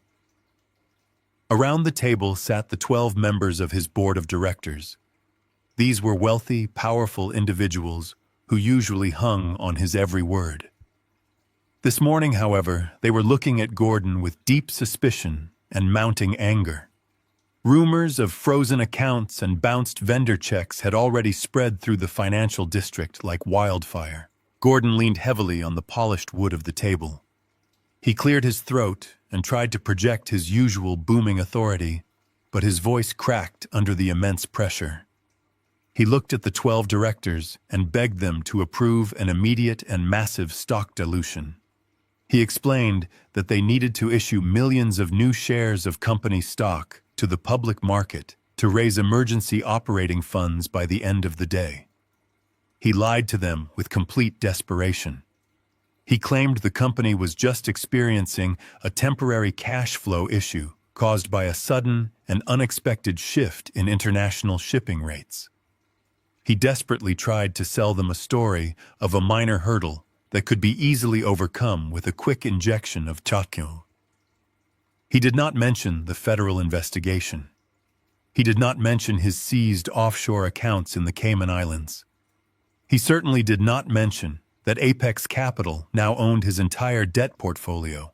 He just pleaded for their signatures on the emergency resolution to unlock the final remaining cash reserves. The board members exchanged nervous and doubtful glances. The chief compliance officer, a sharp woman in a gray suit, finally spoke up. She noted that the banking clearinghouses were completely rejecting all transactions associated with Blackwell Logistics. She pointed out that the corporate payroll accounts were frozen hard, and thousands of employees were threatening to walk out by noon. She looked Gordon directly in the eyes and asked him point blank if the company was completely insolvent. Gordon slammed his fist down on the table. He raised his voice and yelled that he was the founder of this company and he was still in charge. He demanded that they stop asking questions and do exactly what he commanded. His desperation was pathetic to witness. He was completely unraveling in front of his peers, losing the last remaining shreds of his corporate dignity. Before any of the directors could respond to his screaming, the heavy oak doors of the boardroom swung open. Gordon stopped yelling and stared at the entrance. He expected his new security guards to rush in and apologize for the interruption. Instead, a man in a razor-sharp charcoal suit walked calmly into the room. It was Warren. He carried a sleek black leather briefcase and walked with the absolute confidence of an apex predator. Behind Warren walked 4 men and women wearing dark suits and carrying thick, heavy boxes full of financial records. These were the elite forensic auditors from Apex Capital. They marched into the room with military precision and stood in a line against the glass wall. Gordon pointed a shaking finger at Warren and demanded to know who he was and how he got past the lobby security. Warren did not introduce himself to Gordon. He walked directly to the center of the room and placed his briefcase on the mahogany table. He looked around at the 12 board members and ignored Gordon entirely. Warren announced in a calm and crystal-clear voice that he represented Apex Capital. He informed the board of directors that as of 8 o'clock this morning, Apex Capital had officially triggered the final insolvency protocols attached to the primary commercial loan of the company. Warren looked at the chief compliance officer and stated plainly that Blackwell Logistics was completely and irreversibly bankrupt. Gordon screamed that this was a private executive meeting and ordered them to leave his building immediately. Warren simply opened his briefcase and pulled out a thick stack of legal documents. He handed the stack to the chief compliance officer. Warren announced to the room that Apex Capital was executing an immediate hostile takeover of the entire logistics firm. He did not stop there. Warren revealed the absolute truth to the board. He explained that their chief executive officer had been secretly embezzling millions of dollars from the operating accounts and funneling the money into private offshore trusts. He informed the stunned directors that those offshore accounts had been seized by federal authorities the previous evening. Finally, Warren delivered the fatal blow. He told the board that Gordon Blackwell was currently under active investigation by the Department of Justice and was facing an imminent federal indictment for gross wire fraud and corporate sabotage. The boardroom erupted into panicked whispers and shouts. The directors realized instantly that Gordon had been lying to their faces. They realized he had been trying to use their signatures to dilute the stock and raise cash simply so he could steal one last payday before fleeing the country. The wealthy men and women who had supported him for years now looked at him with pure disgust and terror. They began to stand up and distance themselves from him. Gordon completely lost his mind. He realized his entire board of directors was turning against him in real time. His fortress had entirely collapsed. He lunged across the table and tried to grab the legal documents from the compliance officer, hoping to tear them up, just like he had tried to tear up the forged confession yesterday. But Warren smoothly stepped in and pulled the papers away safely. Gordon stood panting heavily at the head of the table. His face was pale and slick with cold sweat. He looked at Warren with a mixture of pure hatred and utter defeat. Gordon screamed that he refused to be dismantled and thrown away by a faceless shell company.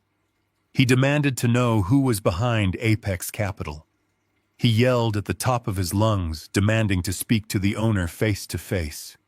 He screamed that he wanted to look the man who destroyed his entire life directly in the eyes. Warren stood perfectly still. He let the echoes of the screaming fade into the high ceiling of the quiet boardroom. Warren looked at Gordon and smiled a very cold and very thin smile. He simply nodded his head once. Warren took 2 steps back away from the table and turned his body toward the open doorway, respectfully clearing the path. I walked into the boardroom. I was no longer wearing the faded knitted cardigan or the cheap working-class suit I had used to maintain my suburban disguise for the last 10 years. I wore a custom-tailored midnight blue Italian suit made of the finest spun wool. My shoes were polished to a flawless mirror shine. My posture was completely straight and imposing. I radiated the quiet and absolute authority of a man who had spent 3 decades breaking billionaires and liquidating empires for a living. I walked slowly across the thick carpet. The only sound in the room was the steady rhythm of my footsteps. The entire board of directors fell into a stunned and suffocating silence as they parted ways to let me pass. Gordon stared at me. His jaw physically dropped. His brain simply could not process the visual information standing in front of him. The poor retired accountant, who drove a rusted 10-year-old car and who he had mocked relentlessly at the dinner table, was now standing in his boardroom, looking like a titan of Wall Street. Gordon remembered forcing my son to shine his shoes on the floor. He remembered threatening to leave my family homeless and destitute. He finally realized the catastrophic and fatal magnitude of his arrogance. The realization hit him so hard, his knees visibly buckled. I did not say a single word to him. I did not need to gloat. I walked directly past his trembling body. I went straight to the massive, oversized leather chair at the very head of the table. The chairman's seat. I slowly unbuttoned my suit jacket and sat down. I rested my hands flat on the polished mahogany and looked up at Gordon. He was absolutely nothing to me now. The air in the boardroom grew incredibly thin. Gordon stood completely frozen at the opposite end of the long mahogany table. His eyes were wide and unblinking as he stared at me sitting in his custom leather chair. His mind was violently struggling to reconcile the conflicting images in his head. Just a few days ago, he had looked at me and seen a pathetic old man who he could bully into signing a fraudulent loan. He had looked at my cheap shoes and my faded sweater and felt a profound sense of superiority. Now he was looking at the architect of his total destruction. He finally understood that my entire suburban existence was a carefully constructed disguise. I was a predator who had worn the skin of a victim simply to get close enough to study his weaknesses. Gordon realized that while he was busy mocking my 10-year-old car, I was busy quietly buying the massive commercial debt that kept his fragile empire afloat. The sheer magnitude of his miscalculation hit him with the force of a physical blow. His legs began to tremble uncontrollably under the weight of his own catastrophic arrogance. The 12 members of the board of directors watched him with absolute silence. They were wealthy and ruthless people who only respected power, and Gordon had just been completely stripped of his power in front of them. He looked around the room, hoping to find a single sympathetic face. He looked at the chief compliance officer who had supported him for years. She simply turned her head away and looked out the massive glass window. He looked at the vice presidents who had laughed with him at the hotel mixer. They stared down at their legal documents, pretending he did not exist. Gordon was entirely isolated in the room he used to rule. He had spent his entire career ruling by fear and intimidation, and now that his leverage was gone, nobody was willing to stand by his side. He opened his mouth to speak, but his throat was so dry that no sound came out. He swallowed hard and took a single unsteady step forward. He looked at Warren standing quietly by the wall, and then he looked back at me. Gordon finally found his voice. It was not the booming, confident voice he used to command his employees. It was a weak and raspy whisper. He asked me how this was possible. He asked how a retired accountant could orchestrate a hostile takeover of a $45 million logistics firm. I did not lean forward or raise my voice to answer him. I sat perfectly still with my hands resting on the polished wood. I calmly explained that I had never been an accountant. I told him I had spent 30 years acting as a corporate bankruptcy liquidator. I explained that my entire professional career was dedicated to finding corrupt and over-leveraged executives exactly like him and tearing their companies apart for profit. I told him that I had liquidated men who were twice as smart and 10 times as wealthy as he could ever hope to be. I watched the last remaining spark of hope completely die in his eyes. He realized he had picked a fight with a man who hunted people like him for a living. The reality of his impending federal indictment and his total financial ruin finally broke his spirit. The arrogant facade he had maintained for decades shattered into a million pieces. Gordon Blackwell, the titan of industry and the cruel patriarch of his family, collapsed. He literally fell to his knees right there on the thick carpet of the boardroom. The board members gasped softly in shock. They had never seen a chief executive officer grovel before. Gordon crawled forward on his hands and knees until he was just a few feet away from where I sat. He looked up at me with tears streaming down his red face. He abandoned every ounce of his pride. He began to beg. He pleaded with me to show him mercy. He cried that he was too old to go to federal prison and that he would not survive a criminal trial. He begged me to authorize a standard corporate buyout of his founder equity. He promised that if I just gave him a small fraction of his original stock value, he would quietly walk away and never bother my son again. He just wanted enough money to pay for a criminal defense attorney and salvage a tiny piece of his retirement. He was offering to surrender his entire kingdom for a few handfuls of cash. I looked down at the weeping man on the floor. I felt absolutely no sympathy for his tears. I remembered the exact look on my son's face when Gordon had forced him to kneel on the floor of the executive lounge. I remembered the cruel laugh of his daughter when she tried to steal my pension. I reached my hand beneath the heavy mahogany table. I grasped the solid leather handle of an object I had brought with me into the building. I pulled it up and placed it directly in the center of the polished wood table. It landed with a heavy and solid thud. Gordon stopped crying and looked at the object. The board members leaned forward in their chairs to see what I had produced. It was a wooden shoeshine box. It was the exact same wooden box with the brass hinges and the dark wax polish that Gordon had forced Aaron to use 10 days ago. I had sent my new security team into the executive lounge to retrieve it before the meeting started. The box sat there on the table as a perfect physical manifestation of his cruelty.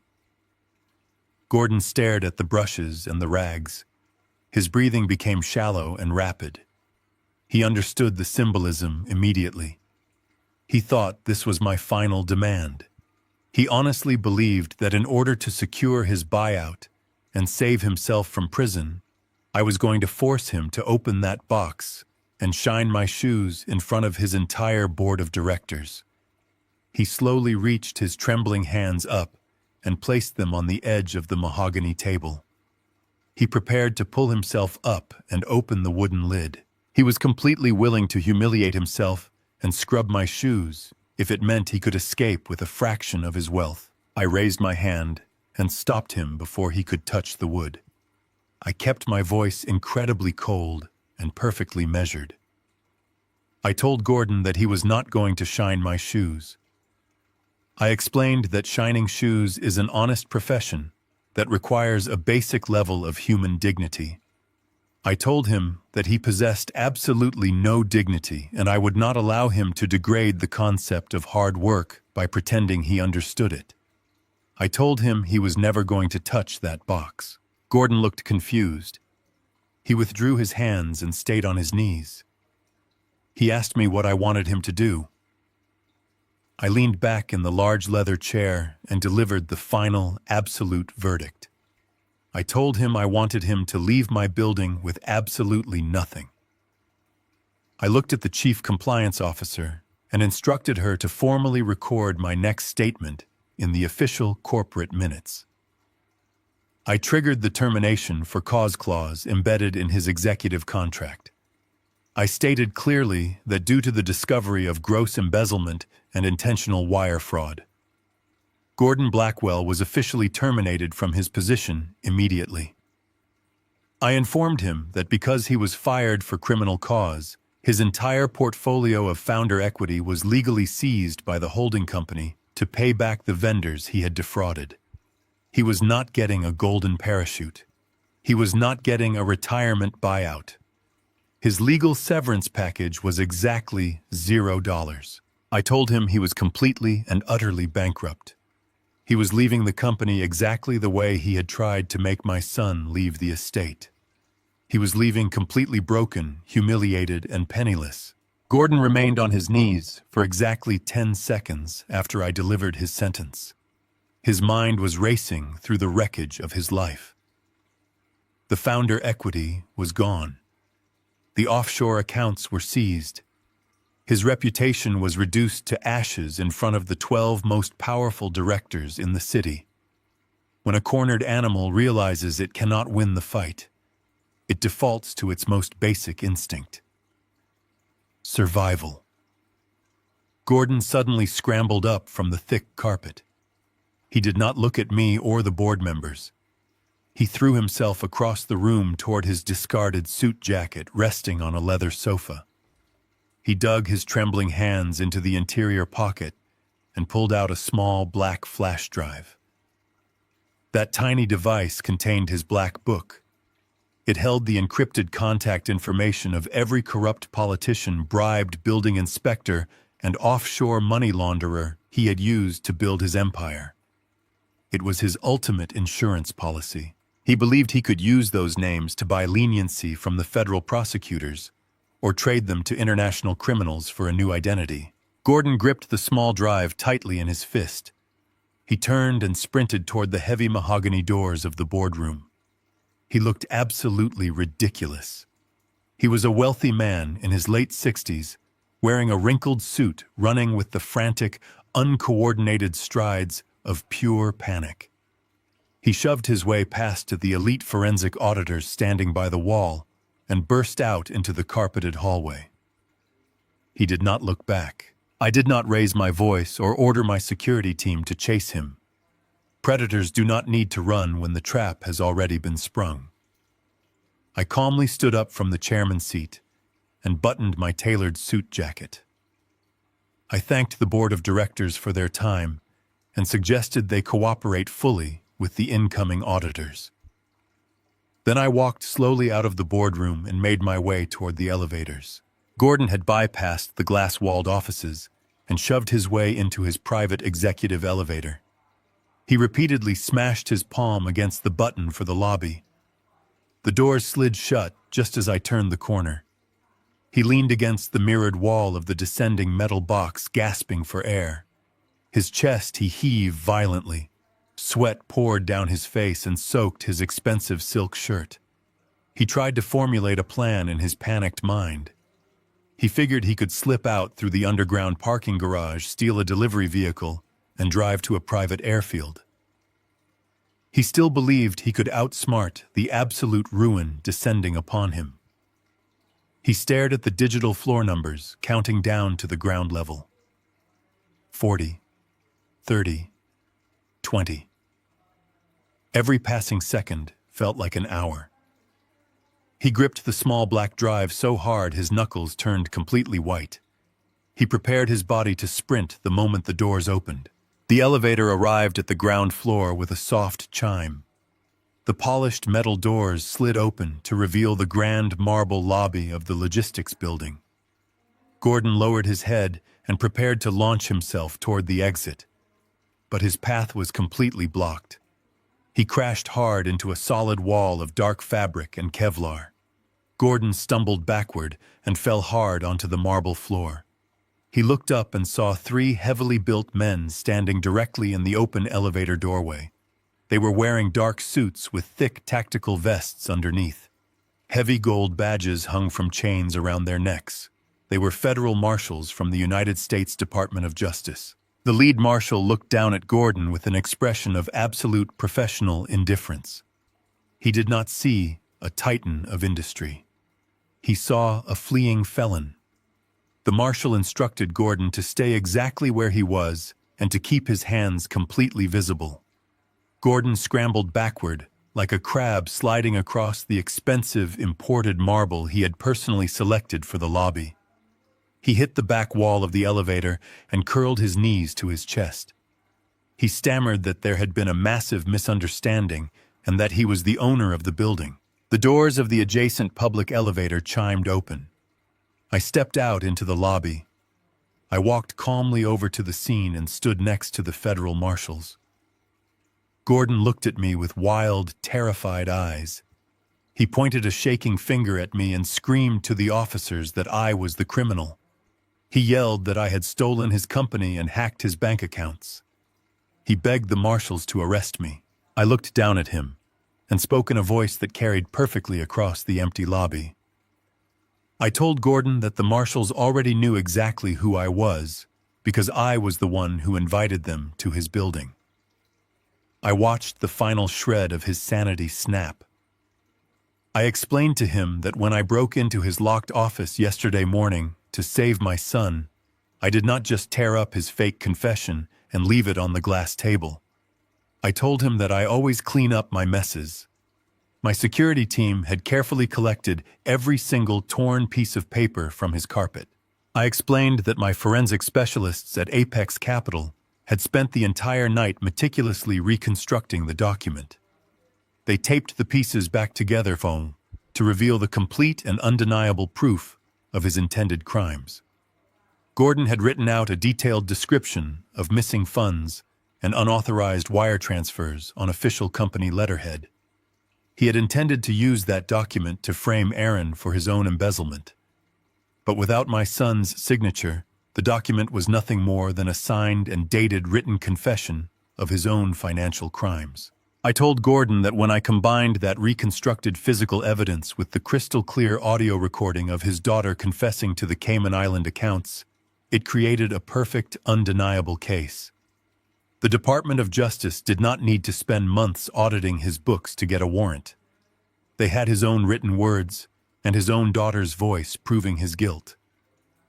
The evidence was so overwhelming and so absolute that a federal judge had signed the arrest warrants before the sun even came up this morning. The lead marshal stepped forward into the elevator car. He reached down and grabbed Gordon by the collar of his expensive, ruined suit. He hauled the screaming billionaire up from the floor and slammed him face first into the mirrored wall of the elevator. Gordon dropped the small black flash drive. It clattered uselessly onto the floor and slid across the marble, stopping right at the toe of my polished shoe. The marshal pulled Gordon's arms behind his back with practiced and brutal efficiency.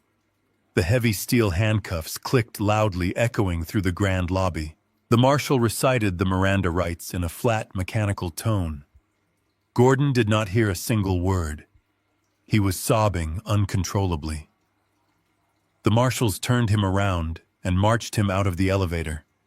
They led him directly past the massive custom oil portrait of himself that hung behind the reception desk.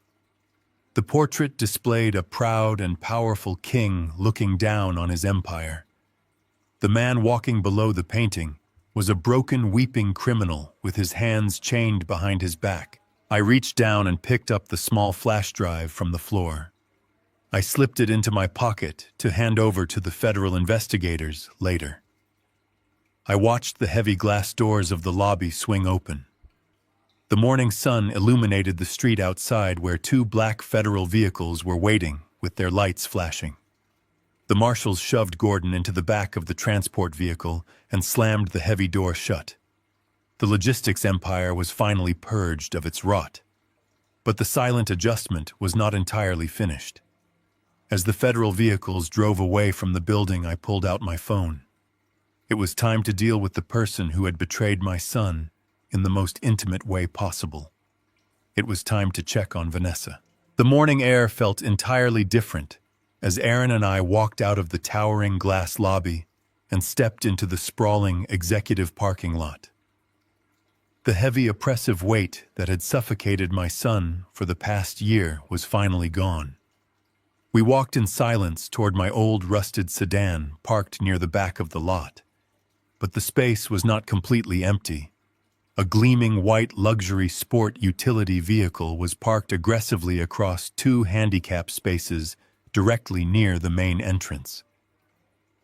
Vanessa stood leaning against the hood of her expensive car.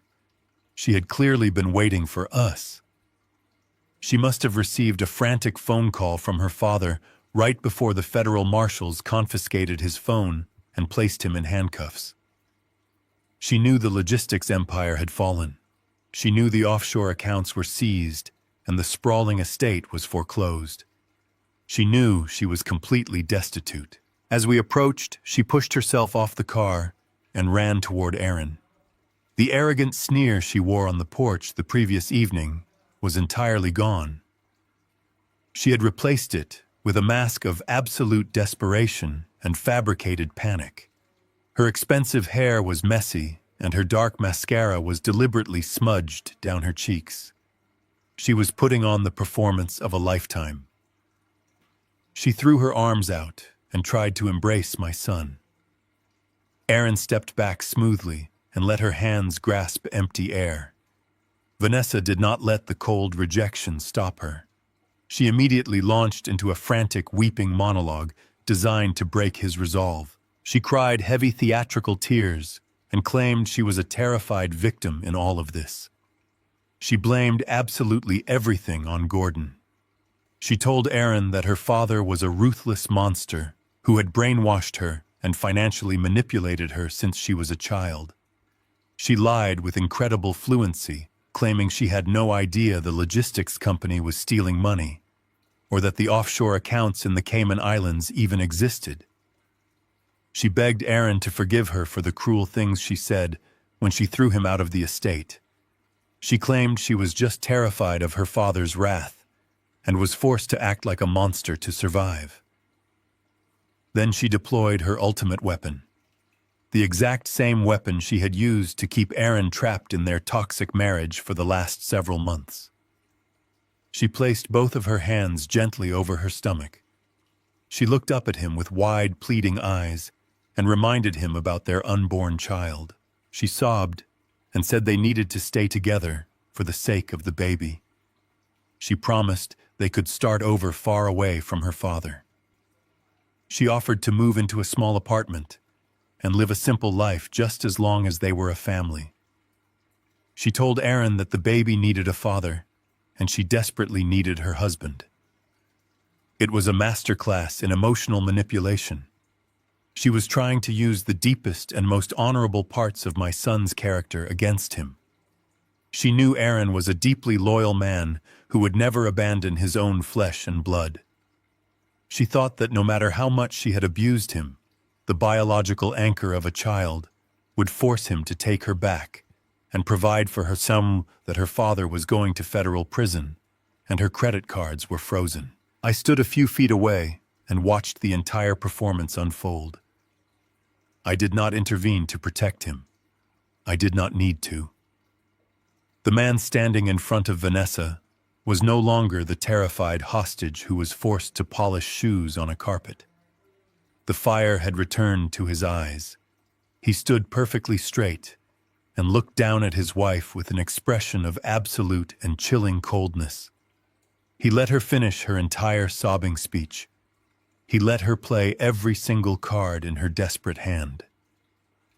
When she finally stopped talking and waited for him to surrender, Aaron simply reached into the inner pocket of his suit jacket. He did not yell at her. He did not call her a liar. He mirrored the exact same surgical detachment I had used in the boardroom against Gordon. Aaron pulled out a single piece of folded paper. He held it out toward Vanessa. She looked at the paper with deep confusion and hesitated to take it. Aaron explained what it was in a voice that was completely devoid of emotion. He told her that when Apex Capital executed the hostile takeover and triggered the massive forensic audit, they did not just seize the corporate ledgers and the banking files.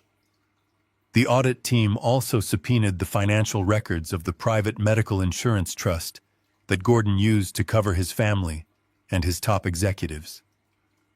They were looking for hidden assets and fraudulent medical billing. But the auditors found something else entirely hidden in the paperwork. Aaron unfolded the paper and held it up so she could read the bold print. It was a certified medical report from her own private physician, dated exactly 3 months ago. Aaron told her that he had read the entire file this morning while her father was busy screaming in the boardroom. The report detailed a series of expensive and highly invasive fertility treatments, followed by a final, conclusive blood test. The test results were absolute and undeniable. Vanessa was not pregnant. She had never been pregnant. The blood completely drained from Vanessa's face. Her fake tears instantly stopped falling. She stared at the medical document as if it were a loaded weapon pointed directly at her chest. Aaron kept his voice low and steady, delivering the final, devastating truth. He told her he now understood exactly what happened. 3 months ago, Gordon realized his logistics empire was bleeding cash and was on the verge of total collapse. Gordon knew he needed a fall guy to take the blame for the missing millions when the bank finally came knocking, and Aaron was the perfect target. But Gordon also knew that Aaron was exhausted and was actively planning to leave the toxic marriage. So the father and daughter fabricated a massive and unforgivable lie. They invented a high-risk pregnancy to lock Aaron in a psychological cage. They used the illusion of an unborn child to ensure Aaron would stay at the company long enough to be framed for the gross embezzlement. Vanessa opened her mouth to speak, but she had absolutely nothing left to say. Every single lie she had ever told was now exposed to the cold light of day. She could not blame this on her father. This was her own personal and vicious betrayal. She had weaponized the sacred concept of motherhood just to maintain her access to stolen wealth and to keep my son enslaved to her family. Aaron folded the paper back up. He did not hand it to her. He did not need her to have a copy. He simply looked at her and stated that the divorce papers she had so proudly forced upon him last night were the greatest gift she could have ever given him. He informed her that because she had committed blatant financial fraud by draining his personal savings, under false pretenses, my corporate lawyers were already filing an emergency injunction to reverse the transfer and freeze her personal escrow account. She was not walking away with his hard-earned money. She was walking away with absolutely nothing. Aaron turned his back to her. He walked over to the passenger side of my rusted sedan and opened the heavy metal door. He did not look back at the woman he once loved. He got into the car and closed the door with a solid, definitive thud. Vanessa was left standing completely alone in the sprawling, empty parking lot. The realization of her absolute ruin finally crashed down on her. Her father was currently sitting in handcuffs in a federal transport vehicle. Her beautiful mansion was foreclosed and occupied by my security team. Her bank accounts were frozen solid. And the one man who had ever genuinely cared for her had just walked away forever. She fell to her knees on the hard black asphalt. She threw her head back and screamed. It was a loud, piercing sound of pure agony and total defeat echoing off the glass walls of the logistics building. I walked around to the driver's side of my car. I got in and started the engine. I put the car in drive and pulled out of the parking lot, leaving her screaming in the rearview mirror. The psychological chains were completely broken. My son was finally free. The Federal Asset Forfeiture Warehouse was located in a grim industrial district far away from the gleaming glass towers of the financial center. It was a massive, cavernous building made of corrugated steel and cold concrete.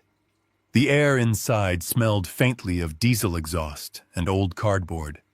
This was the graveyard where the empires of corrupt men were systematically dismantled and sold for scrap. I walked through the heavy metal doors with Aaron by my side.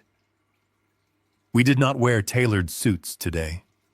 We wore simple dark coats to blend in with the crowd of bargain hunters, scrap dealers, and pawn shop owners who frequented these government liquidations.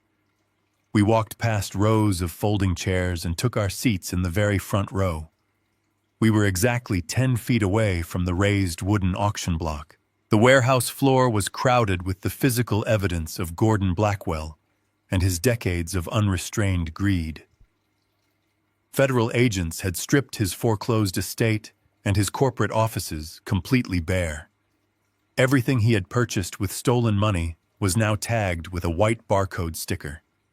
There were racks of custom-tailored suits, imported Italian leather furniture, and crates of expensive crystal wine glasses. It was a staggering display of wealth reduced to mere inventory. Aaron sat quietly next to me. He looked at the vast collection of luxury items and shook his head. He finally realized that none of this was real. It was all a mirage built on toxic debt and the broken lives of defrauded contractors. A heavy metal door near the side of the stage clanked open. 2 armed federal guards walked into the warehouse. Between them walked Gordon Blackwell.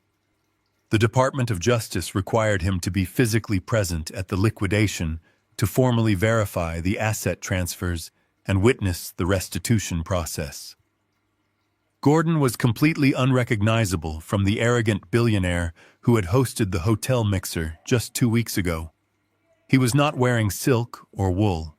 He wore a shapeless, beige jumpsuit issued by the Federal Detention Center. His wrists were chained together and secured to a leather belt around his waist. He shuffled his feet as he walked, because his ankles were shackled in heavy iron chains. He looked pale, exhausted, and entirely broken. The guards led Gordon to a small metal folding chair positioned near the side of the auction block. He awkwardly sat down. The chains around his ankles rattled loudly against the concrete floor. He kept his head down, staring at his canvas prison shoes. Then he slowly raised his eyes and scanned the crowd. His gaze stopped abruptly when he saw me sitting in the front row. His eyes widened in absolute horror. He saw Aaron sitting right beside me, looking at him with complete indifference.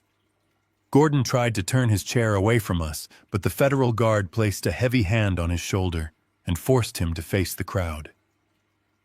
He was trapped.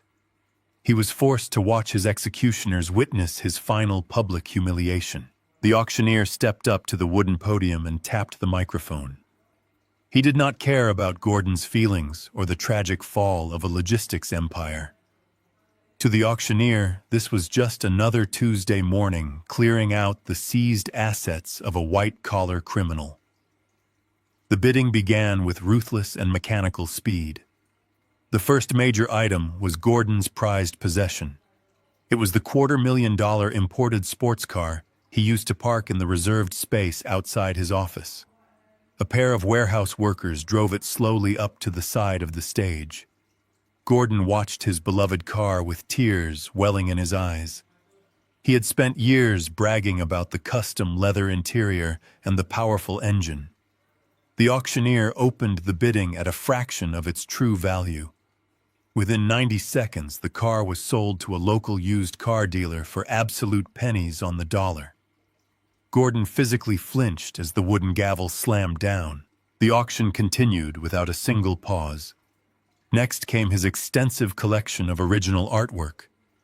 These were the massive oil paintings he had used to intimidate guests at his sprawling estate. The auctioneer sold them in bulk lots to hotel decorators who only cared about the size of the canvas and not the signature of the artist. Then came the velvet-lined display cases holding his luxury watches. Gordon had always worn a different $50,000 watch every day of the week to project financial dominance. The federal agents auctioned the entire case to a pawnshop owner who planned to melt the gold down for scrap. Every single time the gavel slammed against the podium, Gordon lost another piece of his identity. He was being erased from the wealthy world he had stolen so much to inhabit. After 2 hours of relentless bidding, the warehouse floor was nearly empty. The crowd had thinned out as the most valuable items were hauled away. But there was one final item left on the manifest. 4 warehouse workers struggled to push a massive object onto the center of the auction block.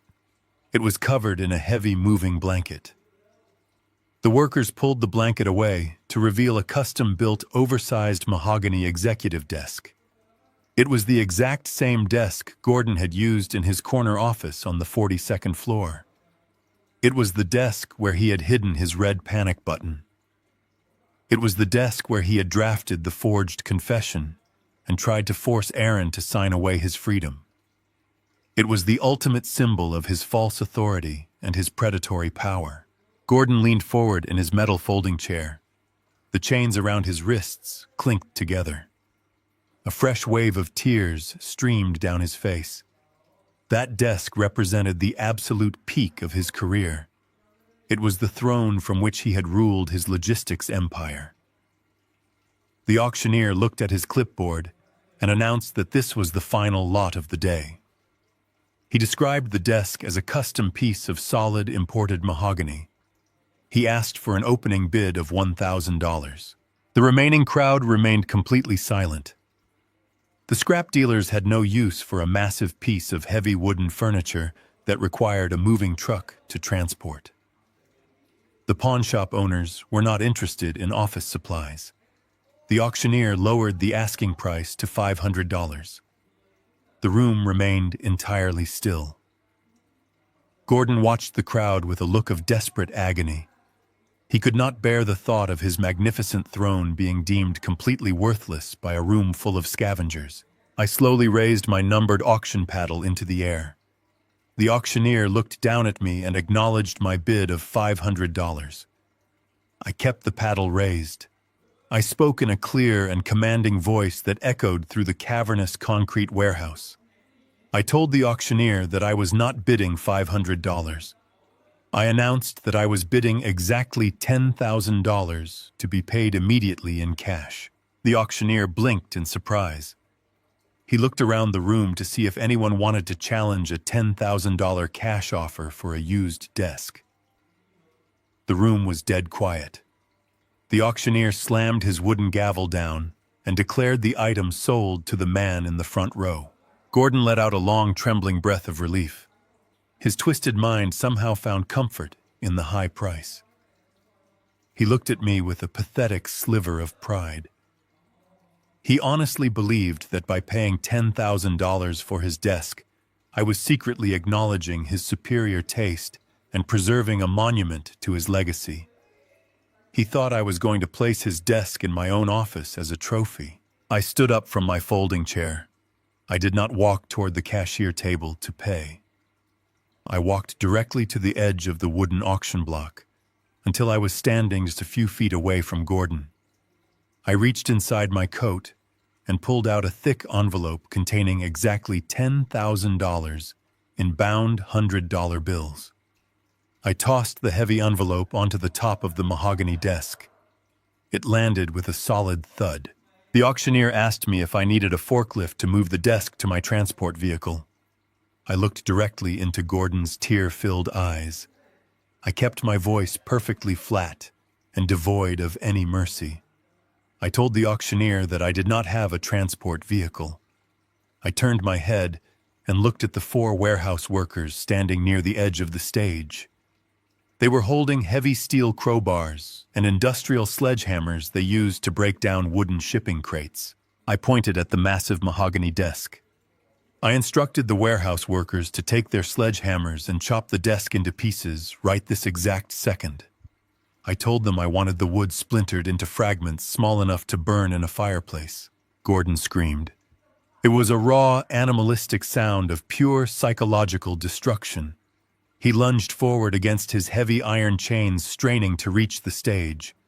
The federal guard immediately grabbed him by the shoulders and forced him back down into the metal chair. Gordon thrashed and begged them to stop. He cried that it was a masterpiece and that it belonged in a museum. The warehouse workers looked at me and then looked at the auctioneer. The auctioneer simply shrugged and noted that the item was completely paid for, so the buyer could do whatever he wanted with it. The largest worker stepped forward and swung his heavy sledgehammer high over his head. The solid steel head crashed down onto the center of the polished mahogany surface. The wood splintered with a deafening crack. Gordon sobbed uncontrollably as the workers systematically destroyed his throne. They swung their hammers again and again, shattering the drawers and splintering the thick wooden legs. Within 2 minutes, the symbol of his absolute power was nothing more than a pile of jagged, useless firewood scattered across the auction block. I stood there and watched the destruction until it was complete. I did not take a single piece of wood as a souvenir. I simply turned around and walked out of the warehouse with my son, leaving Gordon Blackwell entirely broken and surrounded by the shattered ruins of his own arrogance. Exactly 10 days had passed since I stood in the corporate parking lot and made that single phone call to Warren. The morning air was crisp and clear as Aaron and I walked back through the massive glass doors of the Financial District Tower.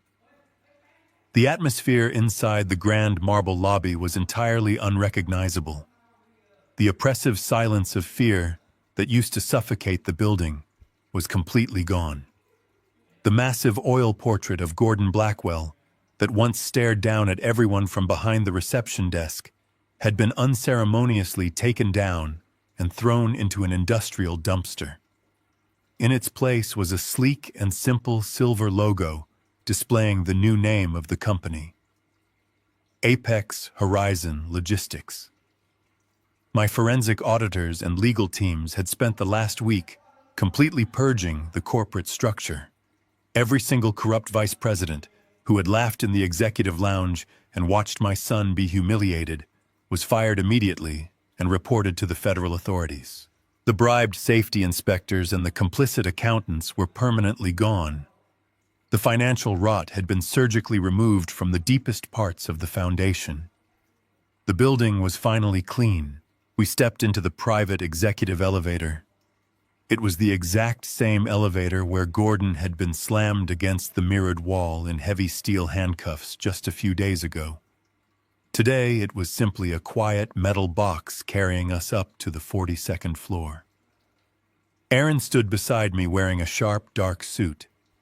He was no longer the broken psychological hostage who wore a drab gray uniform and carried a bottle of glass cleaner to survive. His posture was perfectly straight.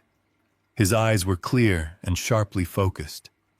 The devastating betrayal by his wife and the pure cruelty of her father had not destroyed him. Instead, the trauma had burned away his paralyzing kindness and forged a core of absolute solid iron inside his chest. He was finally awake to the brutal realities of the world. The elevator doors chimed open. We stepped out onto the thick premium carpet of the executive suite. The shattered electronic keypad on the main office door had been entirely replaced with a state-of-the-art biometric security scanner. The heavy mahogany door itself was gone entirely, replaced by a massive sheet of clean, transparent glass that let the bright morning sunlight flood into the hallway. I placed my hand on the scanner, and the glass door slid open silently. We walked into the corner office. I had ordered the overnight renovation crew to work around the clock to erase every single trace of the previous owner. The heavy leather wing chairs were gone. The dark velvet curtains were removed. The space was now modern and bright and completely functional. In the center of the room sat a brand new desk made of polished steel and thick tempered glass. It was the exact opposite of the massive wooden throne that had been chopped into firewood at the federal auction block. Aaron looked around the pristine office, taking in the absolute transformation. He turned to me and asked when the new board of directors would arrive to meet their interim manager. He still believed he was just here to help me keep the lights on, while Apex Capital found a permanent replacement to run the newly purged logistics firm. He thought his role was simply to stabilize the shipping routes and reassure the remaining honest employees before handing the reins over to a stranger. I walked over to the beautiful glass desk and stood behind it. I looked at my son and smiled a genuine smile for the very first time in 10 days. I told him there was no incoming interim manager. I reached into the inner pocket of my tailored suit jacket and pulled out a heavy silver key card attached to a black lanyard. I walked back around the desk and placed the lanyard directly into his hands. I kept my voice incredibly steady and filled with absolute pride. I told Aaron that I had spent my entire adult life tearing down corrupt empires and liquidating the assets of arrogant billionaires, but I was far too old to build a new empire from scratch. I explained that Apex Capital was merely a phantom holding company designed to execute hostile takeovers and deliver justice. It was never meant to run a legitimate daily operation. I told him that as of 8 o'clock this morning, the massive stack of legal paperwork was officially finalized and filed with the state. I had transferred the absolute majority voting shares of Apex Horizon Logistics directly into his name. He was not a temporary employee. He was not a junior manager hoping to earn a modest paycheck. I looked him directly in the eyes and told him he was the permanent chief executive officer of a multi-billion-dollar international firm. I told him he had earned this not through inheritance but through surviving the most brutal test of his character, and refusing to compromise his basic human dignity. Aaron stared at the silver keycard resting in his palms. The sheer magnitude of the moment washed over him in absolute silence. The very same building where he had been forced to kneel on the floor and polish the shoes of a tyrant now belonged entirely to him. He looked up at me with profound and overwhelming gratitude. He did not need to say thank you. The fierce determination shining in his eyes was more than enough. I gestured toward the sleek leather chair sitting behind the glass desk. Aaron walked around the desk and slowly sat down. He placed his hands flat on the cool, transparent surface. He looked exactly like a man who had walked through a blazing fire and emerged entirely unbreakable. He belonged in that chair. His brilliant engineering mind and his newly forged ruthlessness would take the company to heights Gordon Blackwell could never even comprehend. I knew my work here was completely finished. I turned around and walked out of the glass office, leaving him to begin his new life. I walked down the quiet, sunlit hallway and took the elevator back down to the ground floor. I stepped out through the front doors and breathed in the fresh, crisp city air. The black federal transport vehicles were long gone. The commercial moving trucks were gone. The chaotic storm of the past 10 days had completely settled into a peaceful and permanent order. I walked across the massive executive parking lot and found my old rusted 10-year-old sedan waiting quietly in its usual spot. I unlocked the heavy door and slid into the worn fabric seat. I started the engine and listened to the familiar, reliable hum of the motor. I put the car in drive and pulled out onto the busy city street, heading back toward my quiet suburban neighborhood. The predator who had tried to consume my family was currently sitting in a concrete federal cell, completely eradicated from polite society. The toxic woman who had tried to steal my son's future was left wandering the streets with absolutely nothing to her name. The bloodline was secure. The corporate ledgers were balanced. The silent adjustment was officially complete. Thank you for listening to my story today. If you found satisfaction in seeing pure arrogance dismantled by quiet intelligence, please let me know by leaving a comment below. Tell me what you would have done if you saw your own child being treated with such cruelty. Do not forget to hit the like button and subscribe to the channel so you never miss another story of absolute justice. I will see you all in the next video.